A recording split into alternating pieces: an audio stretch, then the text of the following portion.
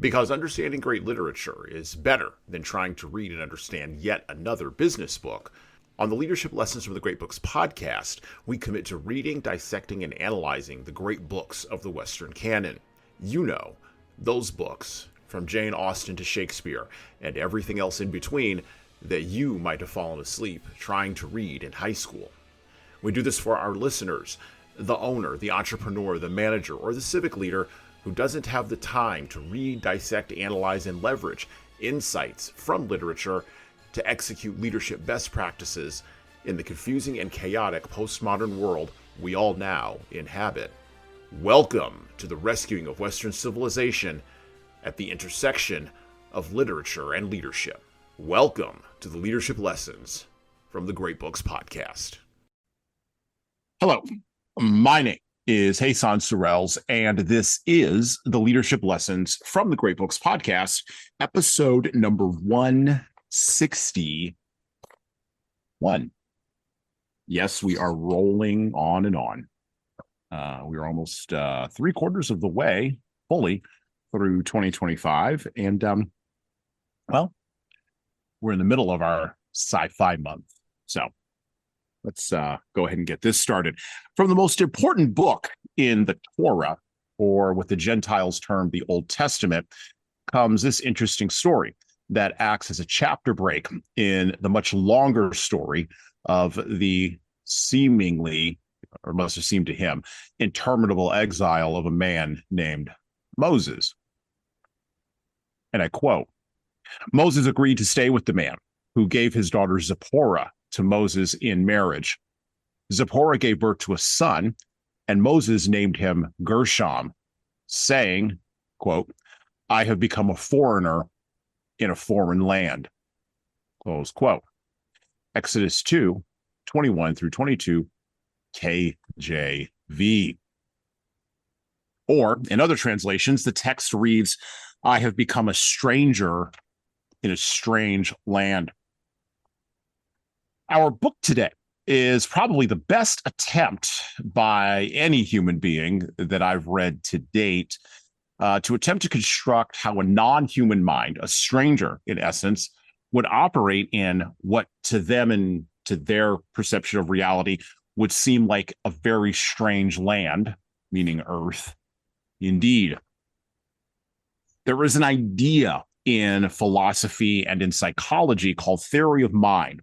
And it states, I got this from Wikipedia, the following. In psychology and philosophy, theory of mind, often abbreviated TOM, refers to the capacity to understand other individuals by ascribing mental states to them.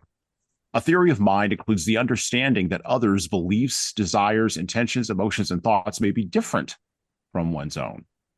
Possessing a functional theory of mind is crucial for success in everyday human social interactions. People utilize a theory of mind when analyzing, judging, and inferring other people's behaviors. But what does a theory of mind mean when the mind theorizing about other people is as unlike a human mind as an ant's mind is unlike an elephant's mind?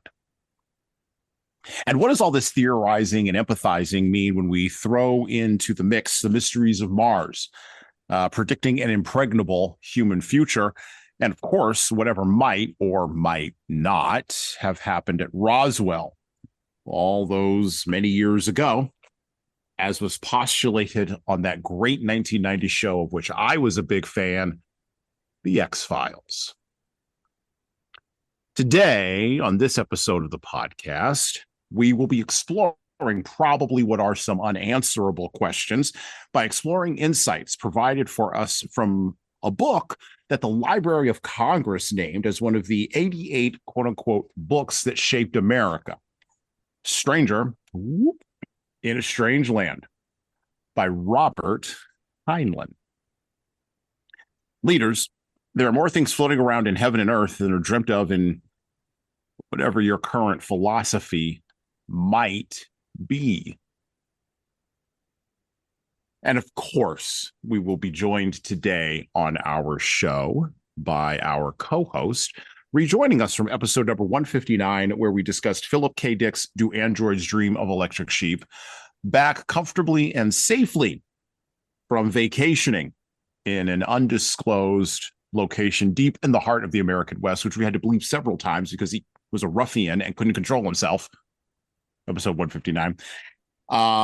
John Hill, aka Small Mountain. How you doing, John? Thank you for protecting me from myself and bleeping out any bad attempts to kind of share where I was, right? We are back in the saddle. I know everyone is very confused when I do take a vacation. Believe me, it was kind of confusing for me as well, but we're back in the saddle. And I am so excited to talk about this book with you because for anyone who's listening to this, this was my idea, by the way, right? I don't know if you're going to bring that up or not, but I'm the one who floated this book to you. And I can't wait to hear what your thoughts are on it. So this book, for lack of a better term, I won't say struck me dumb, but I could definitely see where 30 years ago, if I had read this when I was 15 or 16, and some somewhat more impressionable years, particularly with my viewing of the X-Files, I'm going to bring that up here extensively.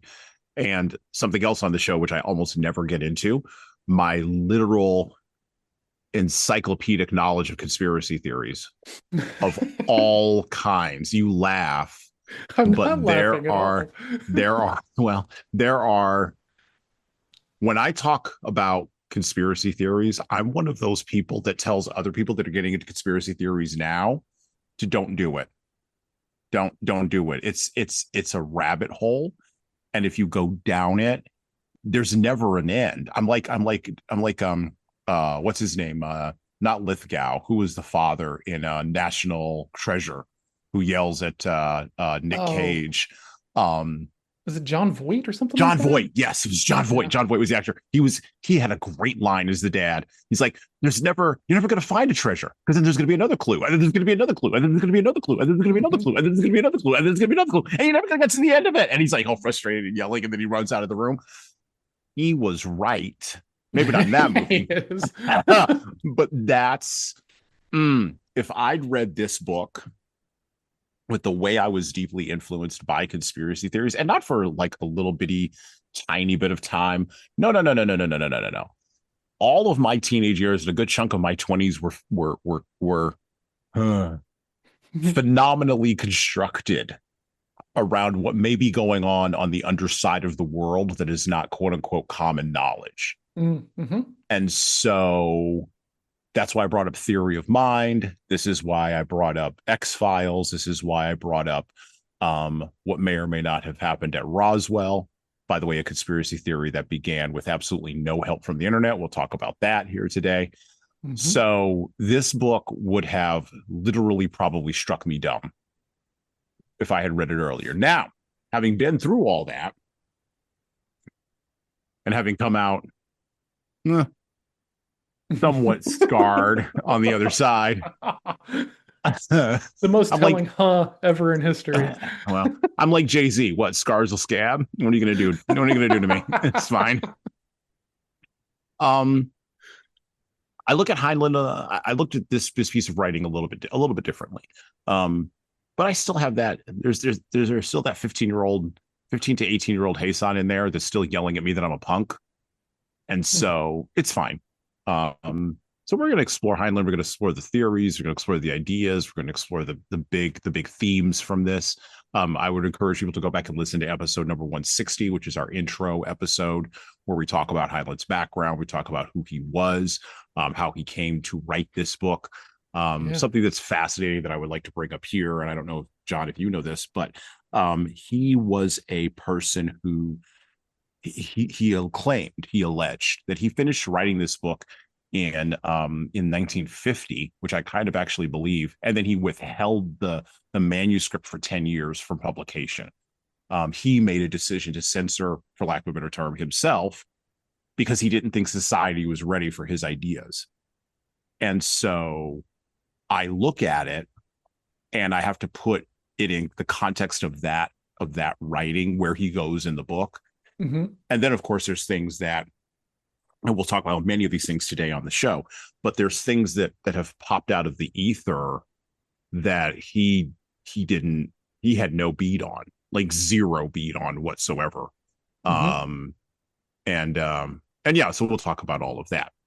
Um, as usual, I will point out that this book is viciously protected by copyright, so we will not read directly from the book. We'll summarize sort of some overarching themes from the book so people can get a flavor of this. By the way, So can this I add a little color to this yeah, go conversation? ahead. Add a Okay, little color so while I'm turning towards the first part. Yes, go ahead. now because I didn't realize this, are you reading the unabridged version or are you reading the mass market original version that was originally published? I am reading, let me see. Let me look at the copyright. I am reading the original version, not the mass market version. Okay, what's the date? Let's see. I have 1961 and then renewed 1989 by his Okay, wife Virginia, and then assigned 2003 to the Robert A. and Virginia Heinlein Prize Trust by okay. Penguin Random House. So what is fascinating to me about this whole thing? Okay, Mm-hmm. I have a lot of history around Heinlein in this book specifically because I was 11 when I read this book, right? Ooh, And okay. I had gone to my brother. My brother was 5 years older than me and a half brother, and so his dad had all this pulpy science fiction, right? So the Burroughs, the Chronicles of Mars, right? And very wide but very pulpy science fiction fantasy stuff. And so I'm reading a lot and I'm in fourth or fifth grade. And I go to my brother and I was like, hey, do you have any books I can read? I'm tired of Judy Blume and Beverly Cleary and stuff. And he was like, yeah, okay. And he goes over and he starts like looking at his shelf and he pulls some books off of it. And he's like, don't tell mom. Okay. I'm not going to tell mom and everything else like this. Right. And so in those books were, books that were not really, 11-year-old. There's so much going on in this book, right? But this was in 90, right? So I had never read the full unabridged version of this, right? The version that I read was the version that is kind of talked about in this book. Mm-hmm. And it was always very weird because this wasn't my first Heinlein book, right? Heinlein. I don't know exactly the right way to say it. We're just going to go along with it. RAH is how I think about him in my head.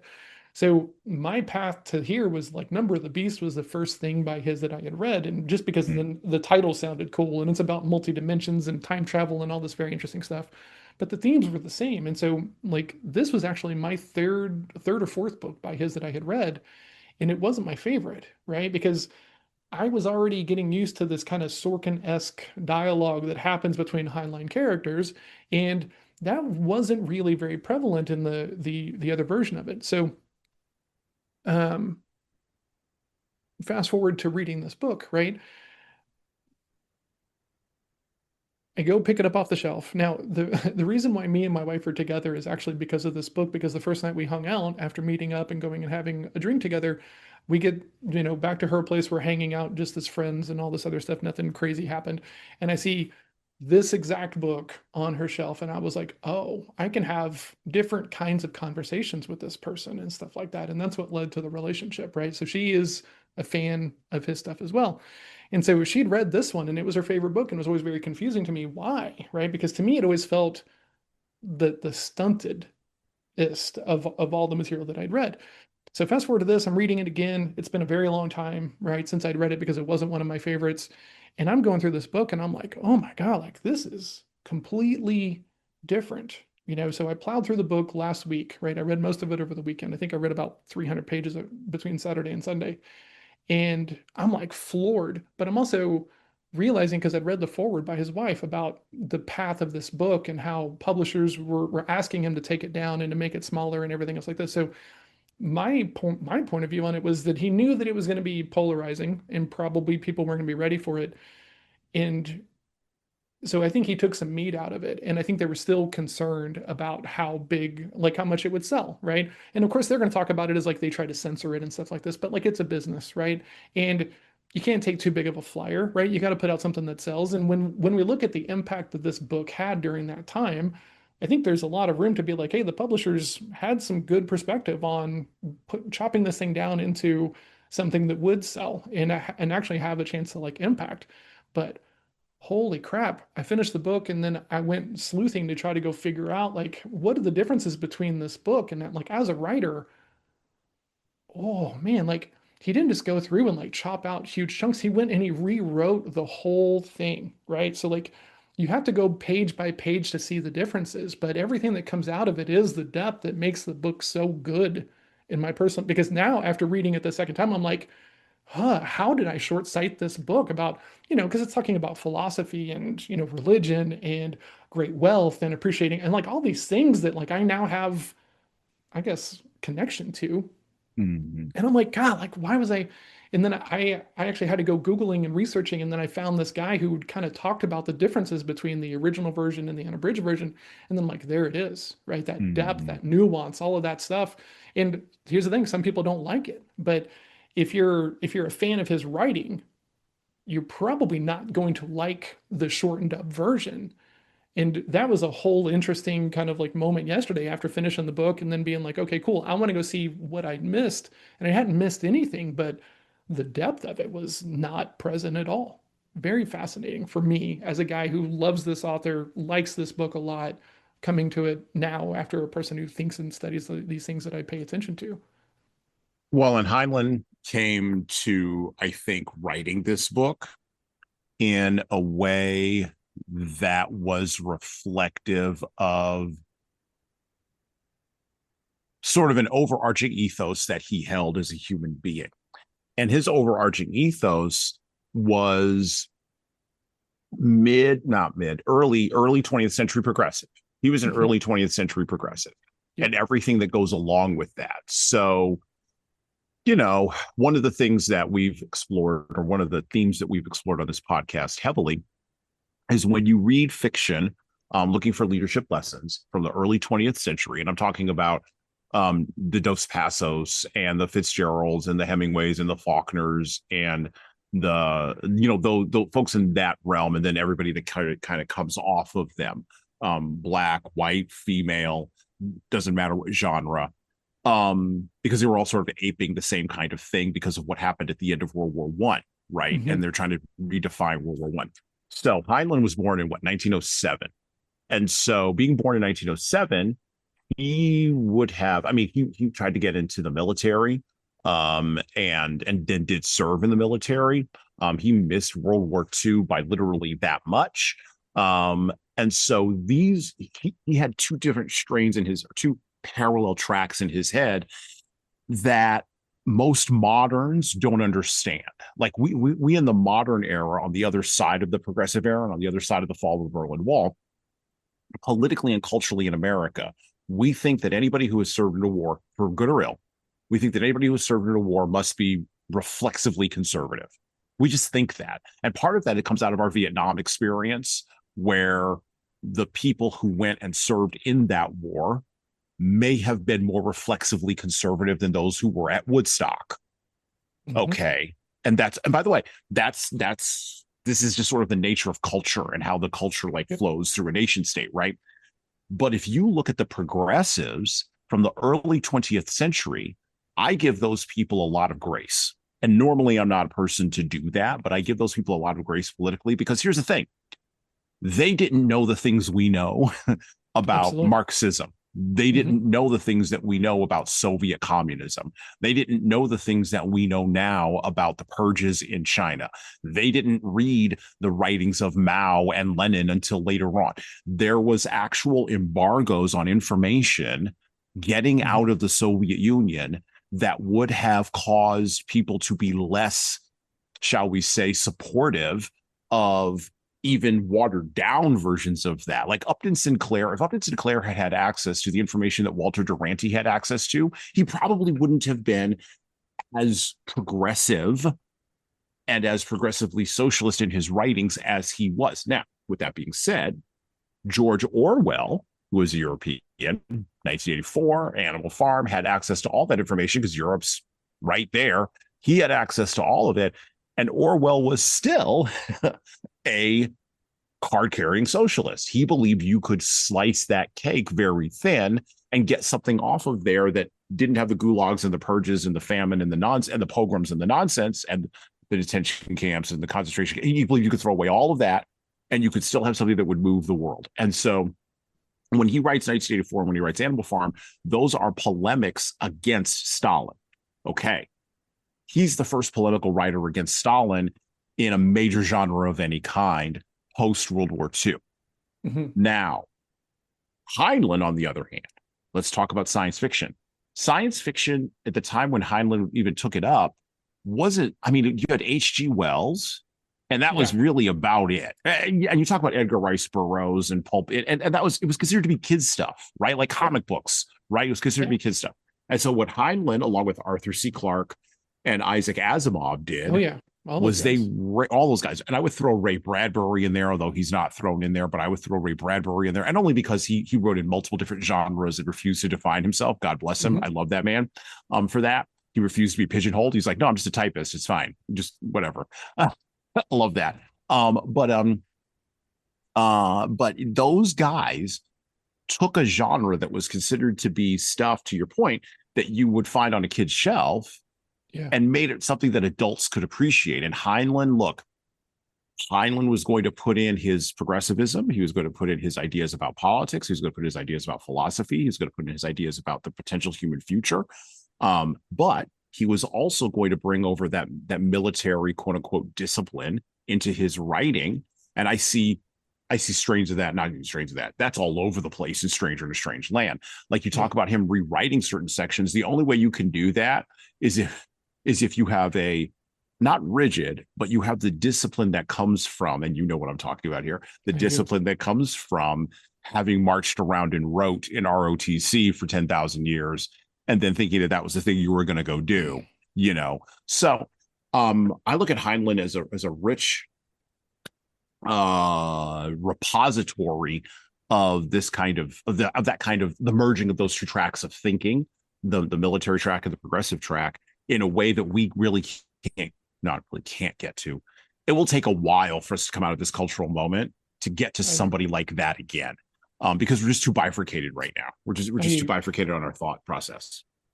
so I I love that, right? Because like it's been a long time since I've really kind of like steeped in a bunch of Heinlein and everything else like this, right? And getting back used to Jabal Harshaw as a character and how he goes around and stuff like this was uh interesting, right? Like By the way, okay, as I'm the son of a lawyer, everything that Jabal did, and I've been surrounded by lawyers my entire life, as this on the podcast for a while now.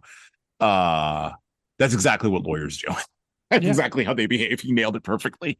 I mean, like now I do think that I think it's easy to read this book and see Jubal as like this, out of touch, out of date persona, and he treats women badly, and and like I saw some reviews of people just like penning this like badly and everything, but then get to the end of it, right, where he kind of like shares some of the stuff of, like I really appreciated that one conversation where I think he calls in Anne and he's like, "Have I ever been rude to you?"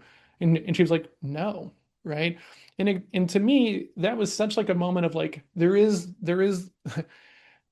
and I hate this. I do not like this, but all the people that I rail against who are going to treat people as disposable or specifically salespeople, and you don't want it enough, so we're just going to write you off and everything.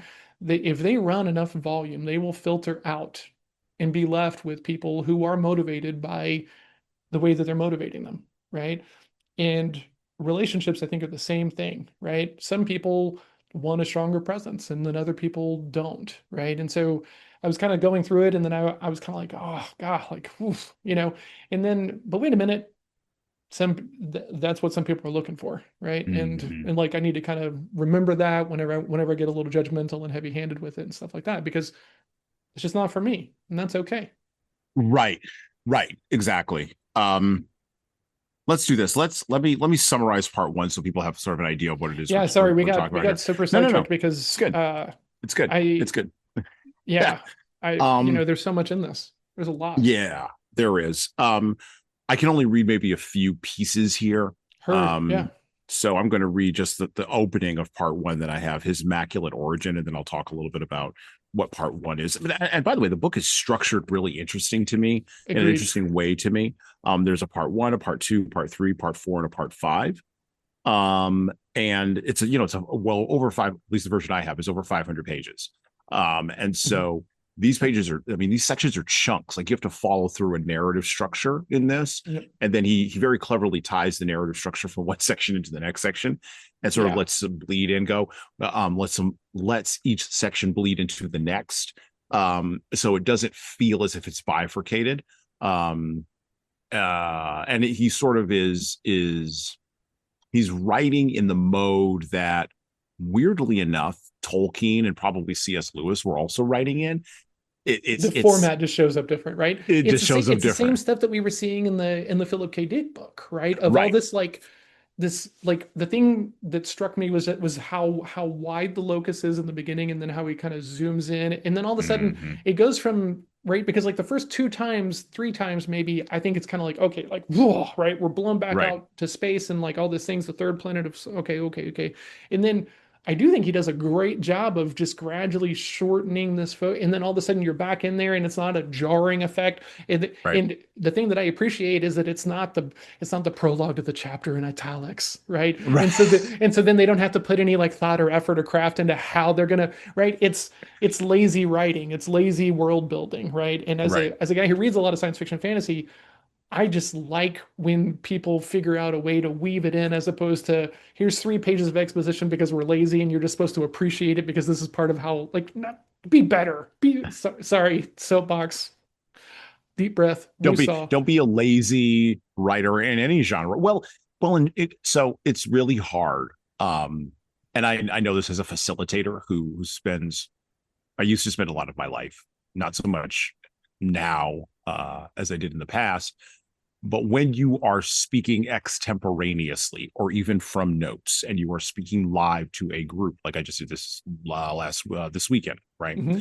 When you are speaking live to a group, or you are speaking extemporaneously from notes that you have written, but you're not bounded by that, the hardest thing to do is to do transitions. That is the Oh, hardest thing to do, because you not agreed. only have to transition yourself, you have to transition the audience, which is why I on this show we take a pause and then we do our transition, I love kind that. of like this.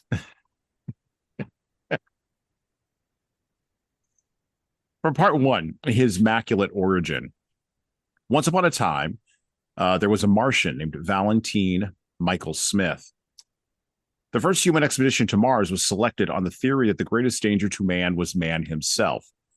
At that time, 8 Terran years after the founding of the first human colony on Luna, an interplanetary trip made by humans had to be made in free-fall orbits from Terra to Mars, 258 Terran days, the same for return, plus 455 days waiting at Mars while the planets crawled back into position for the return orbit. Only by refueling at a space station could the envoy make the trip. Once at Mars, she might return. If she did, not crash. If water could be found to fill her reaction tanks. If 1,000 things did not go wrong. 8 humans, crowded together for almost 3 Terran years, had better get along much better than humans usually did. And all male crew was vetoed as unhealthy and unstable. For married couples was considered optimum. If necessary, specialties could be found in such combination. This is your opening. And it's interesting because this entire piece, this entire first part, is about the finding of, and it totally blows you away when you get like 25 pages in, you realize, oh, this is what he's doing. A man is found on Mars by an expedition that goes to find out what happened to the previous expedition, the one that he initially sets up. And from that previous expedition, a child was born, but a child that was raised in a Martian environment, not in a human environment. In essence, and this is why I quoted from the Old Testament, a stranger, right? But was raised in a strange land, but not strange to him, strange to the human beings coming to see him. And the first kind of sort of thing, the first beat, maybe the first thing that I picked up from this book, particularly in reading the first part of it, it took me a little while to sort of conceptualize where I wanted to go in talking about this, because I was so not enamored. I was so intrigued is the word, by the idea that by an idea that was actually planted by Ray Bradbury in Martian Chronicles, even though Martian Chronicles was written after Stranger to Strangeland. And we are going to cover Martian Chronicles, by the way, on the podcast here. So stay tuned for that. If you need But a co-host, I think I know a guy. oh, But well, I might not I've, get invited back after asking you to read this one. I've got a guy. But Okay. yeah. But I think this book acts as a sequel to Martian Chronicles, because the clever thing that Ray Bradbury does in Martian Chronicles is he makes a claim that I think Heinlein takes to its logical conclusion, even though Heinlein wrote Martian Chronicles, or not Martian Chronicles, sorry, Stranger in a Strange Land, probably right around the same time Martian Chronicles was coming out. They were probably written in parallel. So there's no way they would have known what each other was writing. But it just says that there's other things in the zeitgeist other than just, when it comes to creativity, there's other things in the zeitgeist floating around. Ideas don't just come to one person. So there's an idea in Martian Chronicles, and it's probably the most intriguing idea that Ray Bradbury ever came up with. And it is the idea that Mars changes you more than you change it. And Heinlein takes that to its logical conclusion with a child. Unto us a child is born. Anyway, and don't worry, that's going to pop up later on. And and that's why because Heinlein was also clever and snarky, that's why he calls it his maculate origin, not immaculate origin, his maculate origin. So the mission goes back to, or a return mission is made to Mars after the first mission, quote unquote, fails.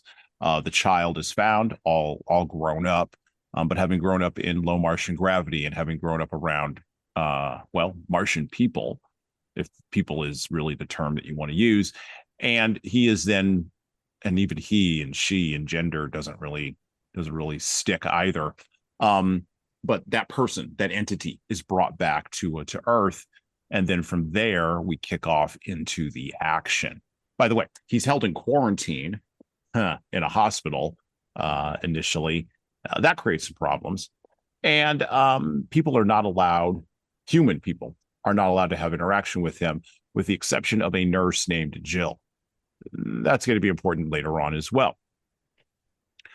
One of the things that struck me in the very first section, though, beyond just those things, is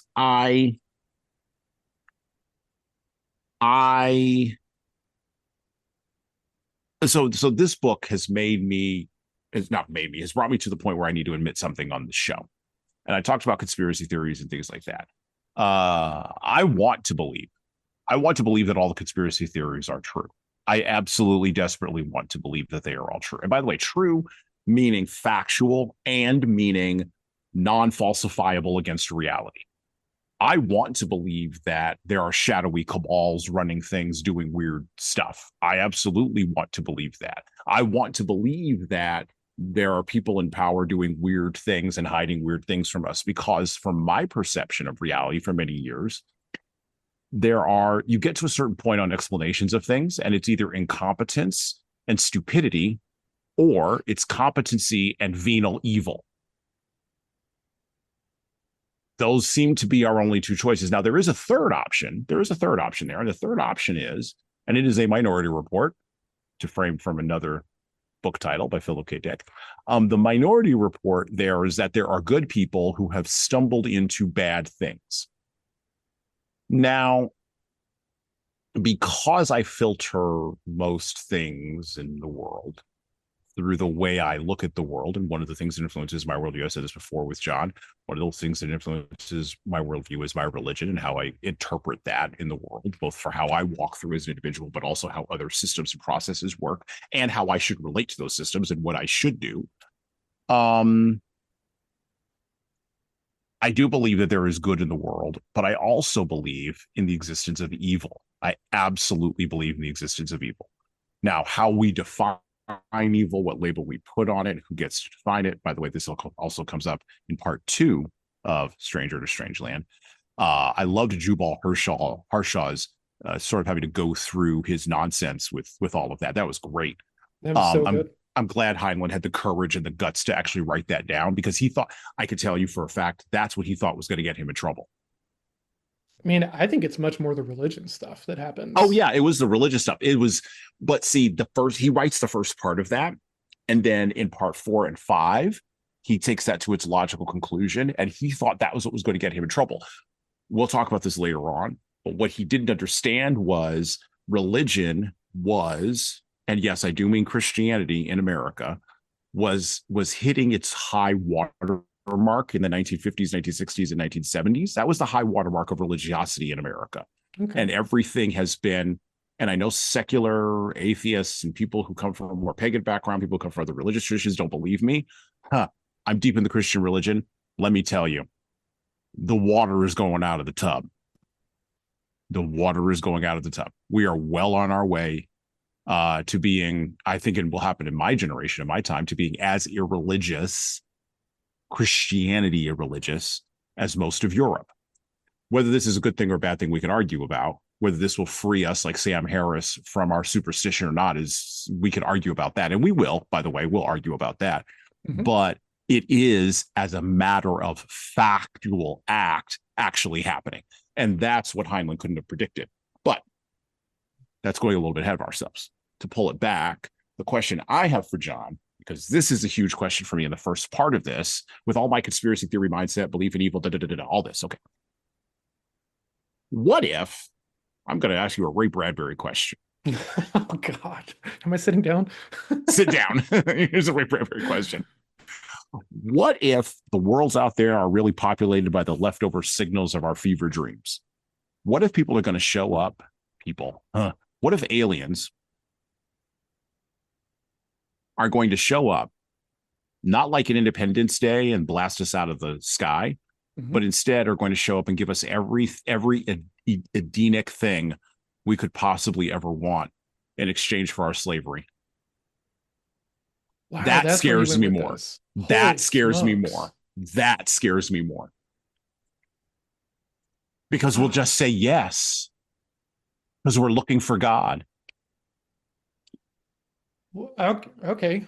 I think that statement is very, very important to the conversation, right? Because Mm-hmm. oh man, there's a I'm gonna let you line. chew on that for a little bit. Yeah. No, I wrote notes about this book because I had so much to talk about it with you, and there's this line in here that I wrote. Where is it?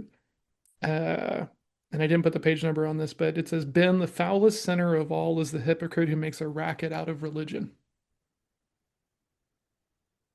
And I read that line and I was like, oh my, like I was in the middle of the flow Mm-hmm. state. I've got headphones on. I'm ignoring my family. I'm trying to finish this book so we can talk about it today and everything. And I was like, oh my God, where's my phone? Right. So I'm putting this thing in here Mm-hmm. because, man, um, oh,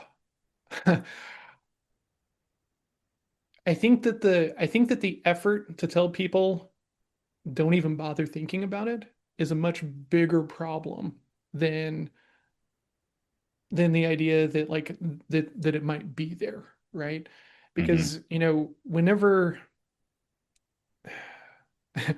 I can see as I was reading this book, I could see how much like of this I have picked up along the years, right? Mm-hmm. The skepticism, Yeah.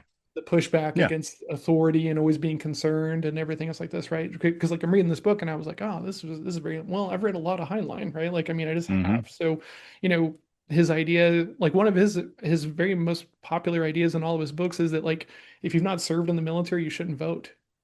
Right. Mm-hmm. Now, he doesn't really talk about all of that stuff here because it's very contained in the lanes that he's trying to like push on and polarize and everything. But like, he's a very interesting author, right? Mm-hmm. And I know this is not going to be a super popular opinion, so I hope anyone who hears this and takes issue with it is listening intentionally and closely. I think a lot of people are looking for God as an escape hatch because they're really scared of death. Oh, I'd agree with that. I think Now, well, and actually, I would even go a step further. I think they're scared of living. I would agree with that whole thing, right? Because we talked about this we talked about this, I think, on the last thing, right? I saw this Mm-hmm. bumper sticker and it was like, hey, if you're living Oh like yeah. there is no Jesus, I hope you're right. And we had this conversation because philosophically for me, I'm like, do you guys really want don't have anything better to do crowd, because to me that kind of goes against the idea of the philosophy behind the whole thing, Mhm. right? And that to me means a So sale. at the high water mark of the 20th century of religion, we were Mhm. Christianity was taking everybody, Oh everybody. yeah, no, I know. Right. But now what you're seeing as the wave goes out is you're seeing, well, I'll give you a statistic. So among younger millennials and Gen Zers, the ones who do attend church, which church attendance is ridiculously down in the basement with all of them, but Hmm. the ones who do attend church, they are not attending mainline Protestant churches. They're not attending the kinds of churches that Heinlein satirizes with the Fosterites.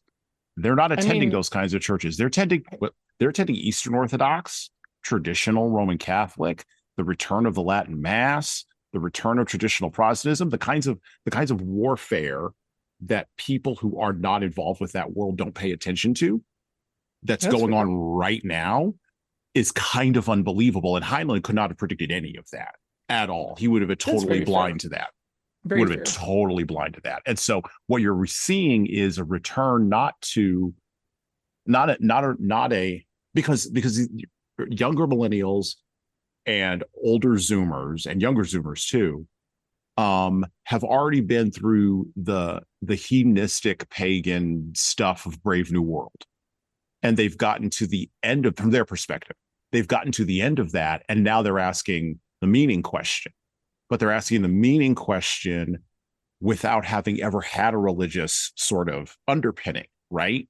And so if you're asking the meaning question, but with no religious underpinning and everything else philosophically does not serve or does not fulfill, Hmm. where are you going to go? Well, you're going to go to the hardest thing possible. You're not going to go to the mega church with 800 people every Sunday. You're going to go to the much smaller church in your town with maybe 100 people every Sunday and get baptized. And I'm hearing stuff like this happening all of the time. And again, not in the media centers, not on the East Coast, not on the West Coast, not even weirdly enough, the place where we live. I'm hearing about this happening in the massive center of the country.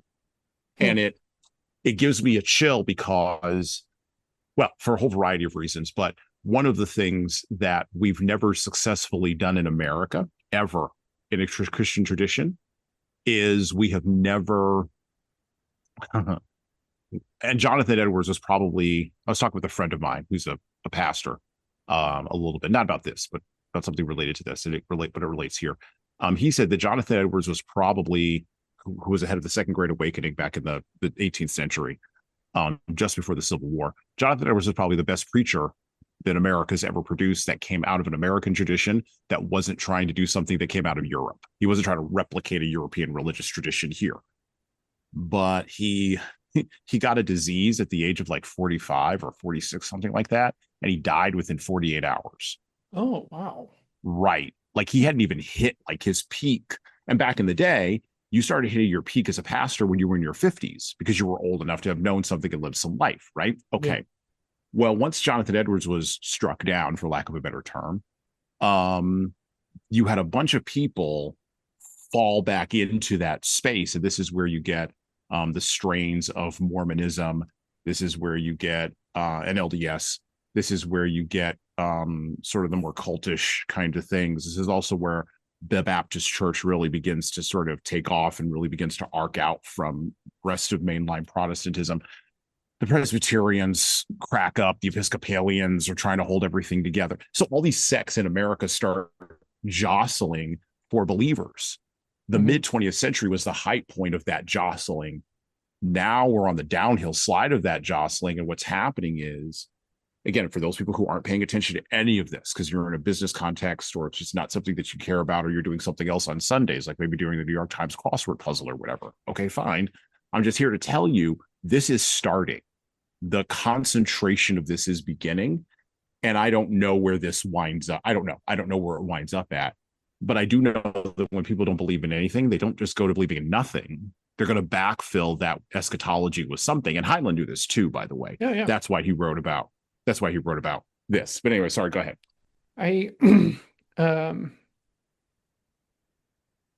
okay. So we live in the South, right? And Yeah, exactly. Yep. my Bible phase was very much a Southern Baptist kind of Hmm. mode, right? And I Well, you went said you were to 11 in 1990. yeah, So you were or at the 10, back end. Yeah, you 10. were at the back end of the seeker sensitive movement. You were at the back end of like Rick Warren and big mega churches and all that kind of stuff. Yes, and so this is really important because my grandmother was very much a big Bible person, right? And so whenever I went Yep. to her and I told her that I wanted a Bible, she got very excited, right? And Yep. my parents are divorced. I'm trying to figure it out, and someone invited me to go to church, right? And I'm like, Hmm. okay, cool, I'll go to church.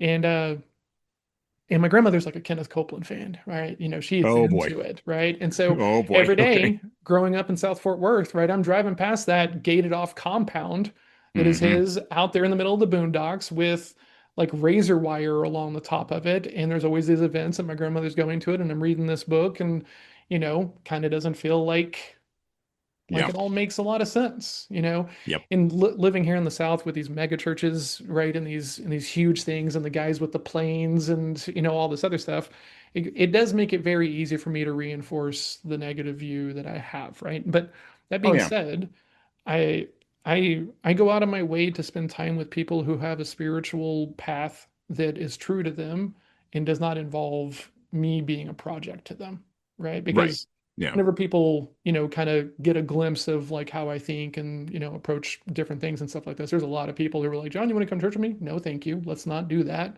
Right. right? And it's not anything that's just not for me at this stage, Hmm. you know. Um, Yep. so going through this book and being this progressive person and trying to think about the future of things as opposed to trying to hold on to the past of things, it's been very interesting going through this because I'm not seeing the stuff that you're seeing and hearing about. I'm just seeing this full court press of let's talk about potentially the laws of Oklahoma school teachers, right, that are moving from certain states Mm-hmm. having to go through a very fundamentalist religious kind of vetting to see if Hmm. you can even teach so that way they can teach what they want to be taught as opposed Hmm. to different things like that. So like I can I see. see I that look at all those there's things. I look at all those things. And I see them as rear guard actions because well, I mean, the water is like moving in a different direction already. I think Even. I think that they are as well. But like, okay, let's fast forward a little bit, Hmm. right? If you're a top tier teacher who doesn't believe in all of that stuff, are you ever going to go Hmm. teach in Oklahoma? No. No, you're not even going No. to try, right? But I would assert that a top tier teacher. I'll frame it this way: if I could look at a top tier teacher's TikTok algorithm, Hmm. I don't think Oklahoma even pops up on their radar.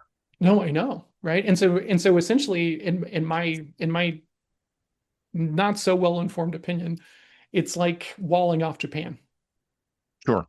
right? So on a long enough timeline, right? It won't be next week, it won't be next semester or No. anything else like this, but a long enough timeline, right? If there are no progressive ideals coming into the teachers that are teaching the people, right? What happens to those people, right? There's eventually going to be this big kind of gap, right? Of not everyone thinks and feels the same way, right? So Per- go ahead. Perhaps I would say perhaps, and I think Heinlein was anticipating this, and this is I why think he so set too. up the Fosterite sort of ideal.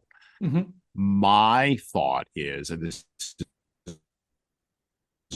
where I get to the aliens piece, right? So Hmm. my thought is, if there is anything out there that is more advanced than us, that thing will already know, just like Valentine Michael Smith did, what's in our hearts and minds, whether we're walled off from each other or not, and will Hmm. seek to provide all of that to every possible individual. And of course, we'll have the means materially to do so. And now we've got everybody going in this direction, regardless of whether they're walled off or not.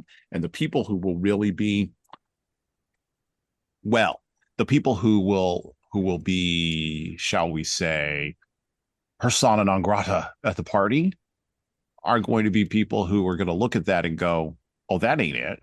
On both sides, by the way, on one side Oh of the yeah, wall or the other side of the wall, and we'll 100%. go, that that ain't it. And my concern has always been, or my fear has always been, I'm even getting a chill just even bringing this up now. My fear has always been that there aren't enough people on either side of the wall who are critically thinking It's going to be a really tiny That's a teapot.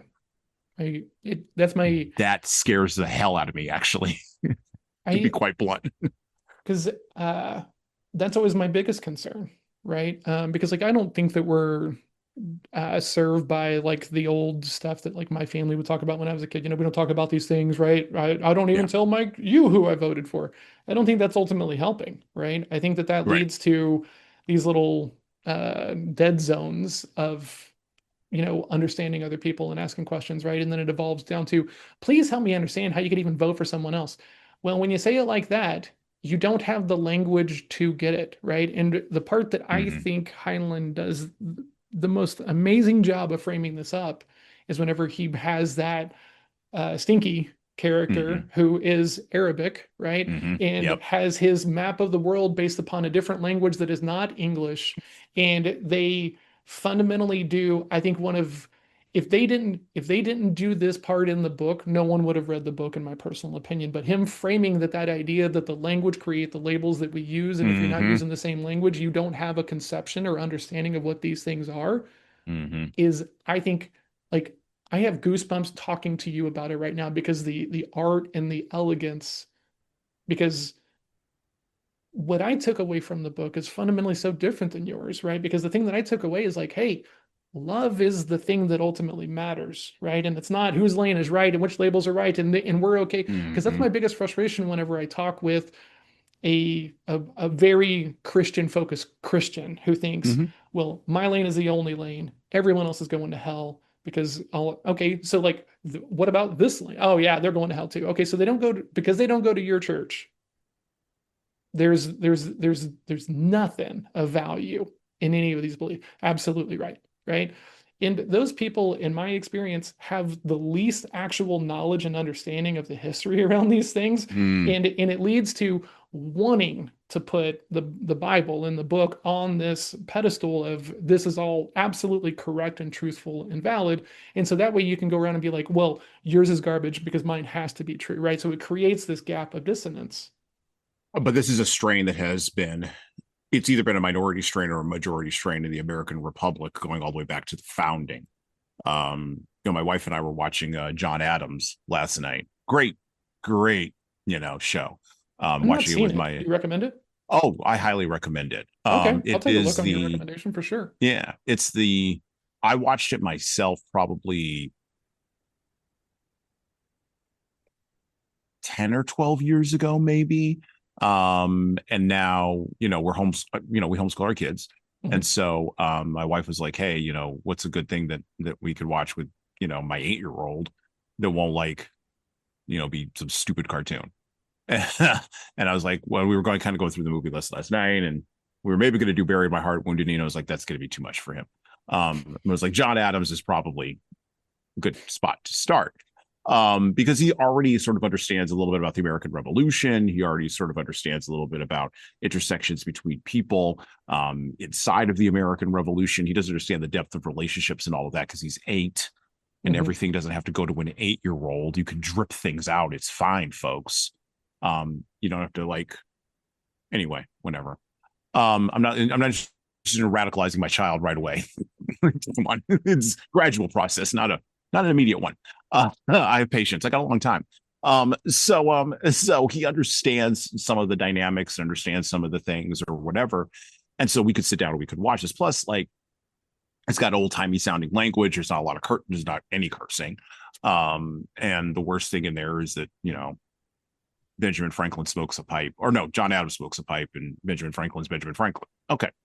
So he liked it because of, the visuals and all of that. But he also was starting to pick up on some of the language, particularly when they started writing the Declaration of Independence. And he's quoting back to the show, the Declaration of Independence. I was like, okay, good, that's in there. That's good. The point that I'm making is that in that show, the strain of religiosity that they show that was in Boston at the time, which 200 and what, almost 50 some odd years later, you can't find a strain of religiosity in Boston to save your life. That strain was huge in driving the founding. Mhm. It was massively gigantic because those people were what, 3, maybe 4 generations away from the Puritans. Yeah, something Um, like that. something like that. And so their conception of the world was very much driven by not only God save the king, which they said completely unironically, by the way, but also was driven by we need something else. We need to, as a lawyer buddy of mine said, we need to close the loop on the Magna Carta, right? Which is really what they were doing. They were closing the loop on the Magna Carta. Does the king have a divine right to rule or not? What does divine mean? How do we set up gods on earth? And it's interesting how they're setting up Thomas Jefferson too. I'm noticing some things about him that I didn't notice before. How they set up him as a character, which I thought was very interesting. Um, but my point is this: there is that strain that has been in the American founding ever since the beginning, and then there's cussedness that just comes off of that. That's irreligious. Like Thomas Jefferson he made his own, and we'll close this in a minute. But Thomas Jefferson created his own Bible. Most people don't know this, where he cut out all the parts that he found to be objectionable and just left like the red lines from Jesus. Like we've been making up our own thing ever since we got here. Yeah. And that was part of the promise, quote unquote, the way that it was framed in an American context, that you would be able to come here. Yes, there would already be people here, but you can wipe those people out. Let's not talk about that. But you'd be able to come here. Oh yeah, let's not talk about that. Oh, and they were fine with it, by the way. They were like, no, we have the guns, we have the Bible, we have the right. What's the problem? Like, why is there an These issue? other people must be savages. Yeah, like, come on, what do we do? Well, and what's interesting is you go to like the American Southwest, and the Spanish talked about the Indians in the exact same way. So it wasn't just an English Puritan thing; it was the whole European conception of the world thing, right? I mean, we kind of like we have a recurring theme of We do. loving to short sight anyone else who is not in the blink European. of an eye at the same technological level that we are, right? Because That's right. we get here, right, and we're on boats with muskets and everything, and we're like, yeah, but you guys are the simpletons, so we just deserve to take all this away from you. Like, Which, by the way, we've explored in science fiction. That's the whole point of War of the Worlds. absolutely, yeah. Mm-hmm. That's the whole point of that book, is that someone else, or Independence Day, right? For those of you, the original Independence Day, like something comes from the outside and is like, hey, guess what? We're going to colonize you and take your air and your water because you don't have the weapons to defend yourself. So this dynamic plays out, in multiple ways across the American continent. And I just think I think. My concern is if my conspiracy theories are right, and we're in a lot of trouble. And one of the things it's a sort of an undercurrent in this book that's not really talked about is the failures of elites to understand exactly what Valentine Michael Smith was. They failed to understand exactly what he was, from the Secretary General all the way to the guy who was running the Church of the Fosterite. All of the elites, all of them, anytime they had any interaction with him, they had absolutely zero understanding of what they were dealing with. And I think that's a hell of a lot more common than we give it credit for. Oh, well, like, I mean, we're saying the same thing. We're just talking, like, I'm talking about the broader civilization thing, and you're Sure. talking about the specific, but that's absolutely true, right? Like, and to me, that goes back to like the language and the map and the labels and everything else like this. Like, I had a version of this, and it's so funny that this happened to this. Like, I don't like the word luck, really bothers me, right? And whenever someone is like, oh, John, you only are here because you got lucky, right? Bothers me, right? Now, I don't have a problem with the word fortunate. I'm fortunate to be here, okay? But luck to me, in my reality, in my definition of that word, means that, like, these are all just coin flips up to this thing. Right. And my whole job, the reason I get hired to do the work that I do, is about finding ways to put the coin flips into our favor, right? As a sales consultant and a sales trainer and a conversationalist, I teach people how to have the kinds of conversations so that way they can be heard and be seen for who they are. So that way they don't get treated like a salesperson and can just get rejected out to half court, right? And a lot of times that just comes down to not being expectant, but being enabling as the other person in the conversation. Like, I it's weird because like as a big dumb tall white guy, right? I get to go through life with a lot of privilege, right? A lot of people are not going to mess with me like they would if I was 5'7". They won't talk back to me like I would if I was a woman or a person of color.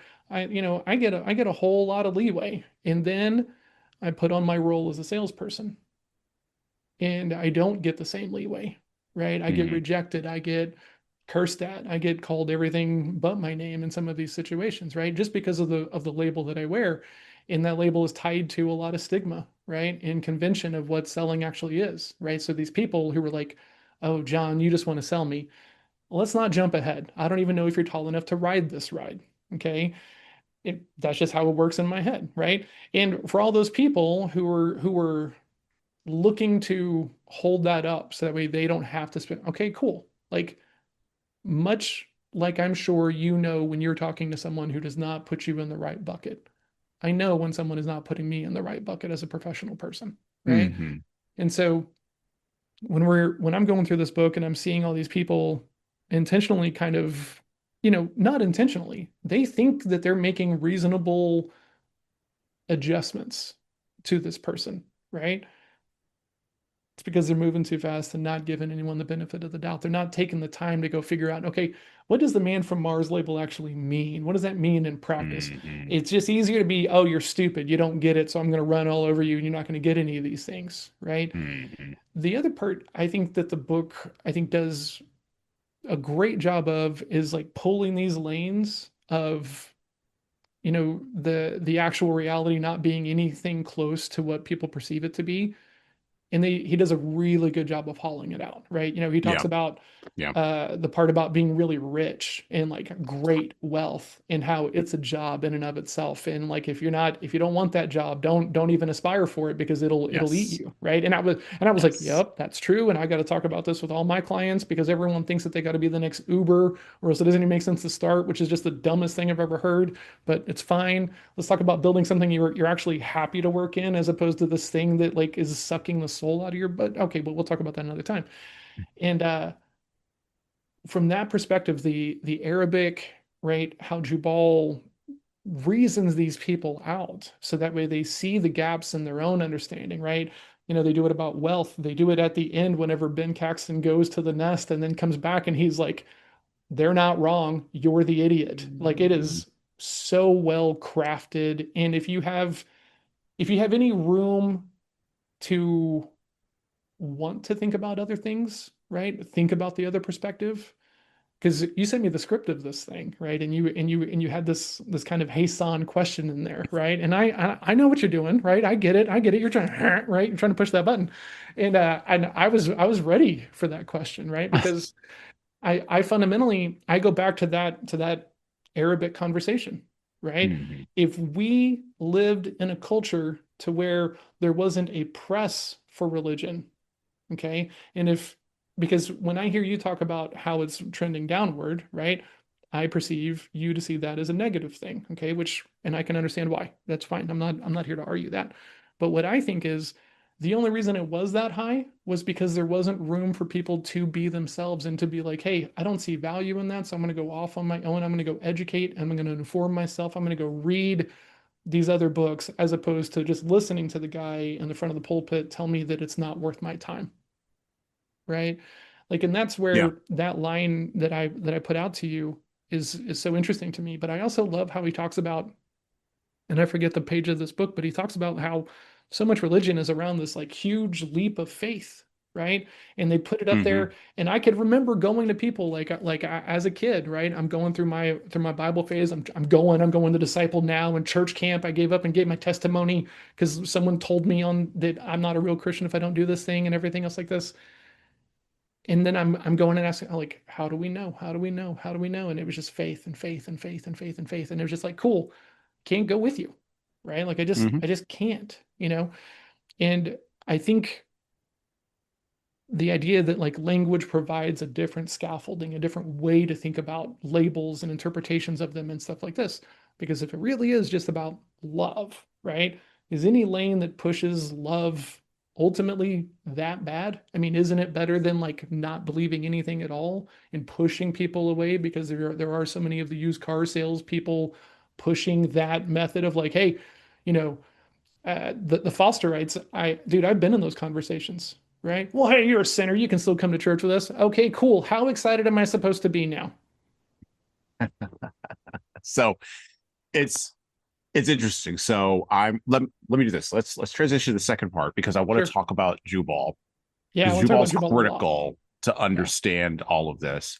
Um, and I have another thought underneath, because I don't just read one book at a time. I read like 5 books at a time. same. And I also have and I also read books in different genres. So currently I am reading a bunch of books um in the Jewish tradition around the Old Testament. Okay.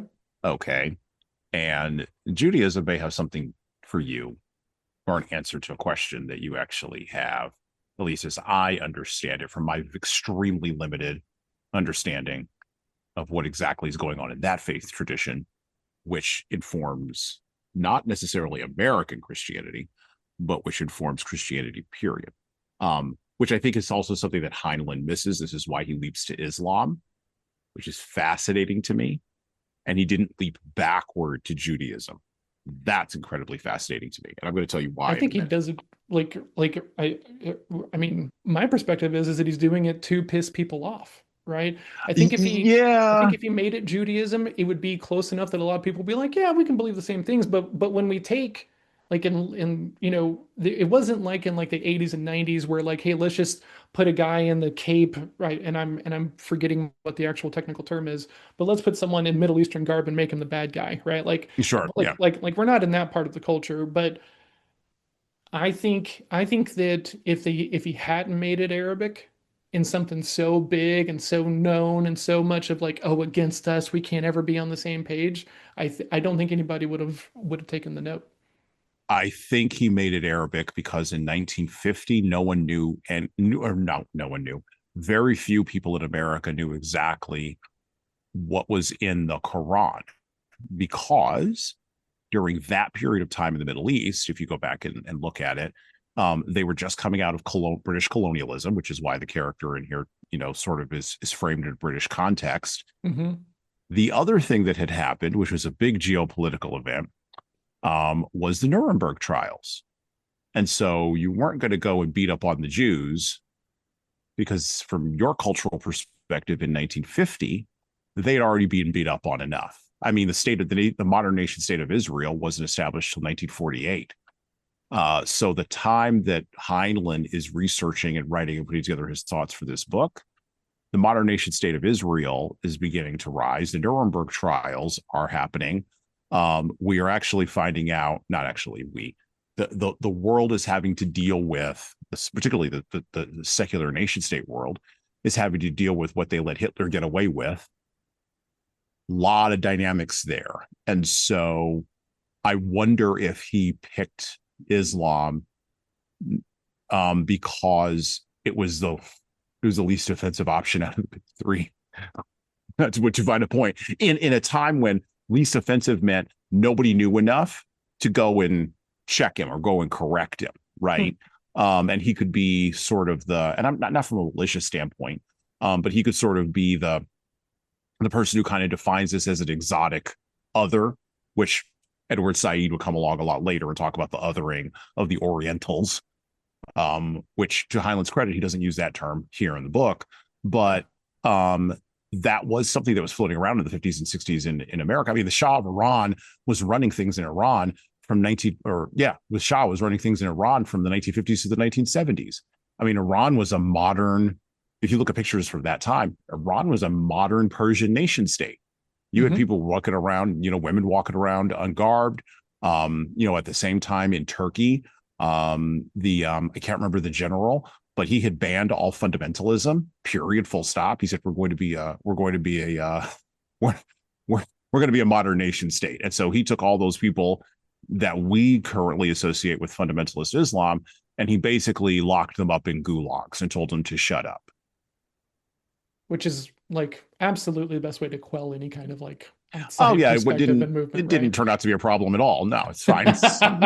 No, that didn't have any ramifications in the latter part of the 20th century at Not all. at all. Yeah, not at all. Yeah, no, no. Yeah. And the Saudis at that time, well, I mean, the Saudi royal family, by the way, side note, Saudi Arabia is an entire country named after one family. So anyway, the Saudi, just a Good side for note, just them. something, they were at a time where the number one rule, and it still is the number one rule in the Saudi royal family, is we control the oil never stops flowing. That's the number one rule. After that, you can do whatever you want. After that, you can start up madrasas, you could be fundamentalist, you could be Wahhabi, whatever you want, but the oil never stops flowing and we control the oil. That's why they kicked Osama bin Laden out of their country and sent him to Afghanistan, because they couldn't handle that dude anymore. Mm-hmm. Anyway, that was all going to happen 20 years, ahead, which is why, again, I look at this book through, the lens of all the historical stuff that happened after Heinlein wrote it.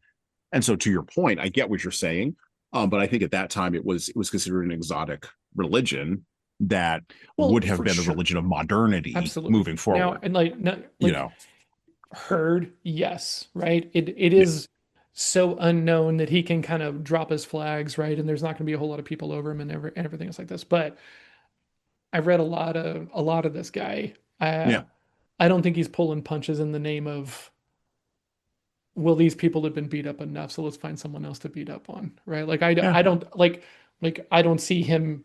I do think after, I mean, I've read a lot of Heinlein, that if he thought that the Judaism lens would have been better, he would have gone with it whether or not he thought that they'd been beat up enough or not. Yeah. I think he was very intentional in the analogy. Okay. Well, let's look at Jubal, because I want to switch to this. And so we pick up in part 2 of Stranger in a Strange Land. Part 2 is called His Preposterous Heritage, and the vast majority of part 2 is consumed with, and I love it how he turns the term preposterous, the preposterous nature of exactly how Valentine Michael Smith comes into his inheritance, comes into dealing with human beings, comes into moving from being unable to walk in the different gravity well of Earth, all the way to being able to swim and transpose and transport himself out of his body from the bottom of the swimming pool, while there are black helicopters. Oh, remember, I said I'm a conspiracy theory guy. While there are black helicopters flying overhead. I'm just going to read this little tiny piece here. While Mrs. Douglas was speaking freely on a subject she knew little about. God, I loved that sentence so much. Jubal E. Harshaw, LLB, MD, SCD, bon vivant, gourmet, sybarite, popular author extraordinary, and neo-pessimist philosopher, was sitting by his pool at his home in the Poconos, scratching the gray thatch on his chest and watching his 3 secretaries splash in the pool. They were all amazingly beautiful. They were also amazingly good secretaries. In Harshaw's opinion, the principle of least action required that utility and beauty be combined. Hold on 1 second. My wife is calling. I'm going to pause. Heard. All right. Let's pick up here from the break. All right. So yeah, we read that little piece there about Jubal, and that's a great opening to what's going to be happening, what's happening in the rest of part 2, where we go into the full depth and breadth of Jubal Harshaw, from the nature of who he is as a lawyer and as a barrister of the law and understanding the law, and of course as a manipulator of the law, as any good lawyer actually is, all the way to his understanding of religion and his understanding of his beginning, the beginning of his understanding of what exactly Valentine Michael Smith, the man from Mars, right? What exactly is that going to mean? We also learn more about the man from Mars and how his brain works and how he is engaging with humans in this new world, right? That he has now been dropped into unceremoniously. And the things that occur to me in this section really focus around, and I love how part 2 is called his preposterous heritage, because the beginning of it was preposterous. Well, not the beginning of it. The beginning of it and the end of it, all the way to the end, is preposterous. It has touches of Elmer Gantry. If you've ever read that book, I was reading or I was listening to music this weekend while I was chainsawing tree limbs on my property, because that's what I do to relax. And I was listening to everything from David Bowie and Space Oddity all the way to Neil Diamond and Brother Love's Traveling Salvation Show, which is a beat that harkens back to those proto Kenneth Copeland preachers who roamed the South, saving everybody, right, laying on hands and delivering the Holy Spirit, such as it were. Now, I am a person who can only live in the time that I'm in. I can only live in 2025. I can't live in 1950 or 1855 or 1965. And I came along and was born after all of that was all over. I was born in the backwash of cynicism and skepticism. I was born in that time. I came of age in that time. And not just cynicism, skepticism around religion, but cynicism and skepticism around institutions all over the place, including particularly political institutions, which Jubal spends a lot of his time running up against. So I will say this as a character, most of the things that I found him doing in the book, I found to be amusing, but not particularly surprising, because we live in a deeply cynical time that can spot that. Well, no, that is so good at spotting hypocrisy with ironic detachment that we don't recognize sincerity and we don't trust sincerity. By the way, this is what Valentine Michael Smith ultimately has to overcome, and this is why he uses church to do it. But some interesting things that occurred to me. So I have friends in a lot of different areas, and some of my friends are psychologists and therapists. And they pointed out to me something that's very interesting. Political identity is now being shaped by ninth grade. And I believe I've said that before on the show. And I look at this as political identity replacing religious identity. Now, the problem with that, of course, is that political identity is usually based on a party or a person or a movement, and those things always ultimately fail, particularly or shift. This or shift. Usually they shift, but particularly when you're young and you're a true believer, you see that shift as a failure. And this is where you get purity tests. Yeah. You get ideological purity tests, which currently there is a party in our country that is should have had a revolution but didn't, and is going to have to go through a whole bunch of ideological purity tests to get back to something resembling a center. And it's going to be quite nonsensical, I think, over the next 25 years. And they have no one but themselves to blame, by the way, this political party in America. But you also see a weird intersection in our time, speaking of being in our time, and I have kids that are younger. I've talked about them on the podcast before. We have in our time a state where human beings use, number one, we're the most in America. We are the country with the highest rate of diagnosed mental health maladies out of any country on the planet. We have it by a country mile. We also have pharmaceutical companies that advertise on our televisions, which I have a problem with, and advertise every solution and every pill with every side effect for these mental health maladies. We're probably the culture that uses the most therapeutic language on the planet. And yet we have the highest rate of anxiety and depression out of any other country on the planet. And I'm not making up these statistics. These are things, I'm not making up these facts. These are things that you can go and find out on Google if you want to. So we live in a time where social cohesion has begun to fall apart. And maybe I'm being impacted because the last couple of weeks I had an amazing social experiment, an amazing anthropological experiment with a corporate entity where low trust and social cohesion were the name of the lack of social cohesion were the name of the game. And so maybe I'm being influenced by that in my looking at this book. But I wonder in our time how we can interact with people. This is why I brought up theory of mind. And so this is a question maybe for John. In our time, how can we interact with somebody? How can we interact with other people when we don't even have we don't even have a fully, even in the best of times, we struggle with theory of mind. And we are not currently psychologically or philosophically in the best of minds. So how can we interact with each other? How can we interact with each other when we don't even seek to understand each other's minds? How do we do that? Or, or is it going to take someone coming from the outside for us to actually figure out that, oh my gosh, that person has a mind, and oh my gosh, their mind might not work like mine, and oh my gosh, that's actually something that I might want to be curious about, rather than just say, oh, that's uninteresting to me, and I'm going to, wall myself off on Blue Sky or Twitter or LA or Oklahoma, because I just don't need to deal with those people. Yeah. Yeah. How do we, this is a question of our time. I know you see it. Yeah. This is the driving question of our era. How do we handle that?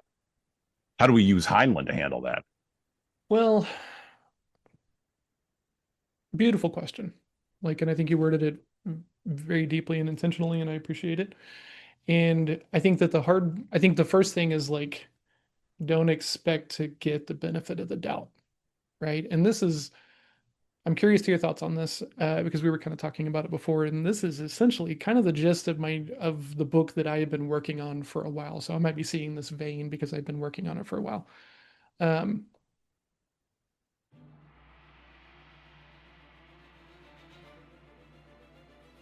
Hello. So I'm going to do some shilling here, and hopefully this will be a pause in our riveting conversation for you. I have an offer for you. My most recent book is 12 Rules for Leaders, The Foundation of Intentional Leadership. It's available in paperback, hardcover, or as an ebook on Amazon, Barnes & Noble, Kobo, and any other place you order books. Now, in this book, I address the 12 leadership areas that I have found leaders need to be the most intentional in to be the type of leader followers actually want to follow.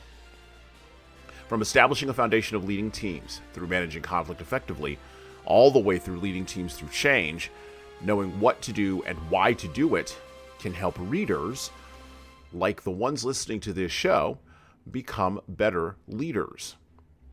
Look, reading this book and living it is like getting coaching from me directly without having to pay my full coaching rate.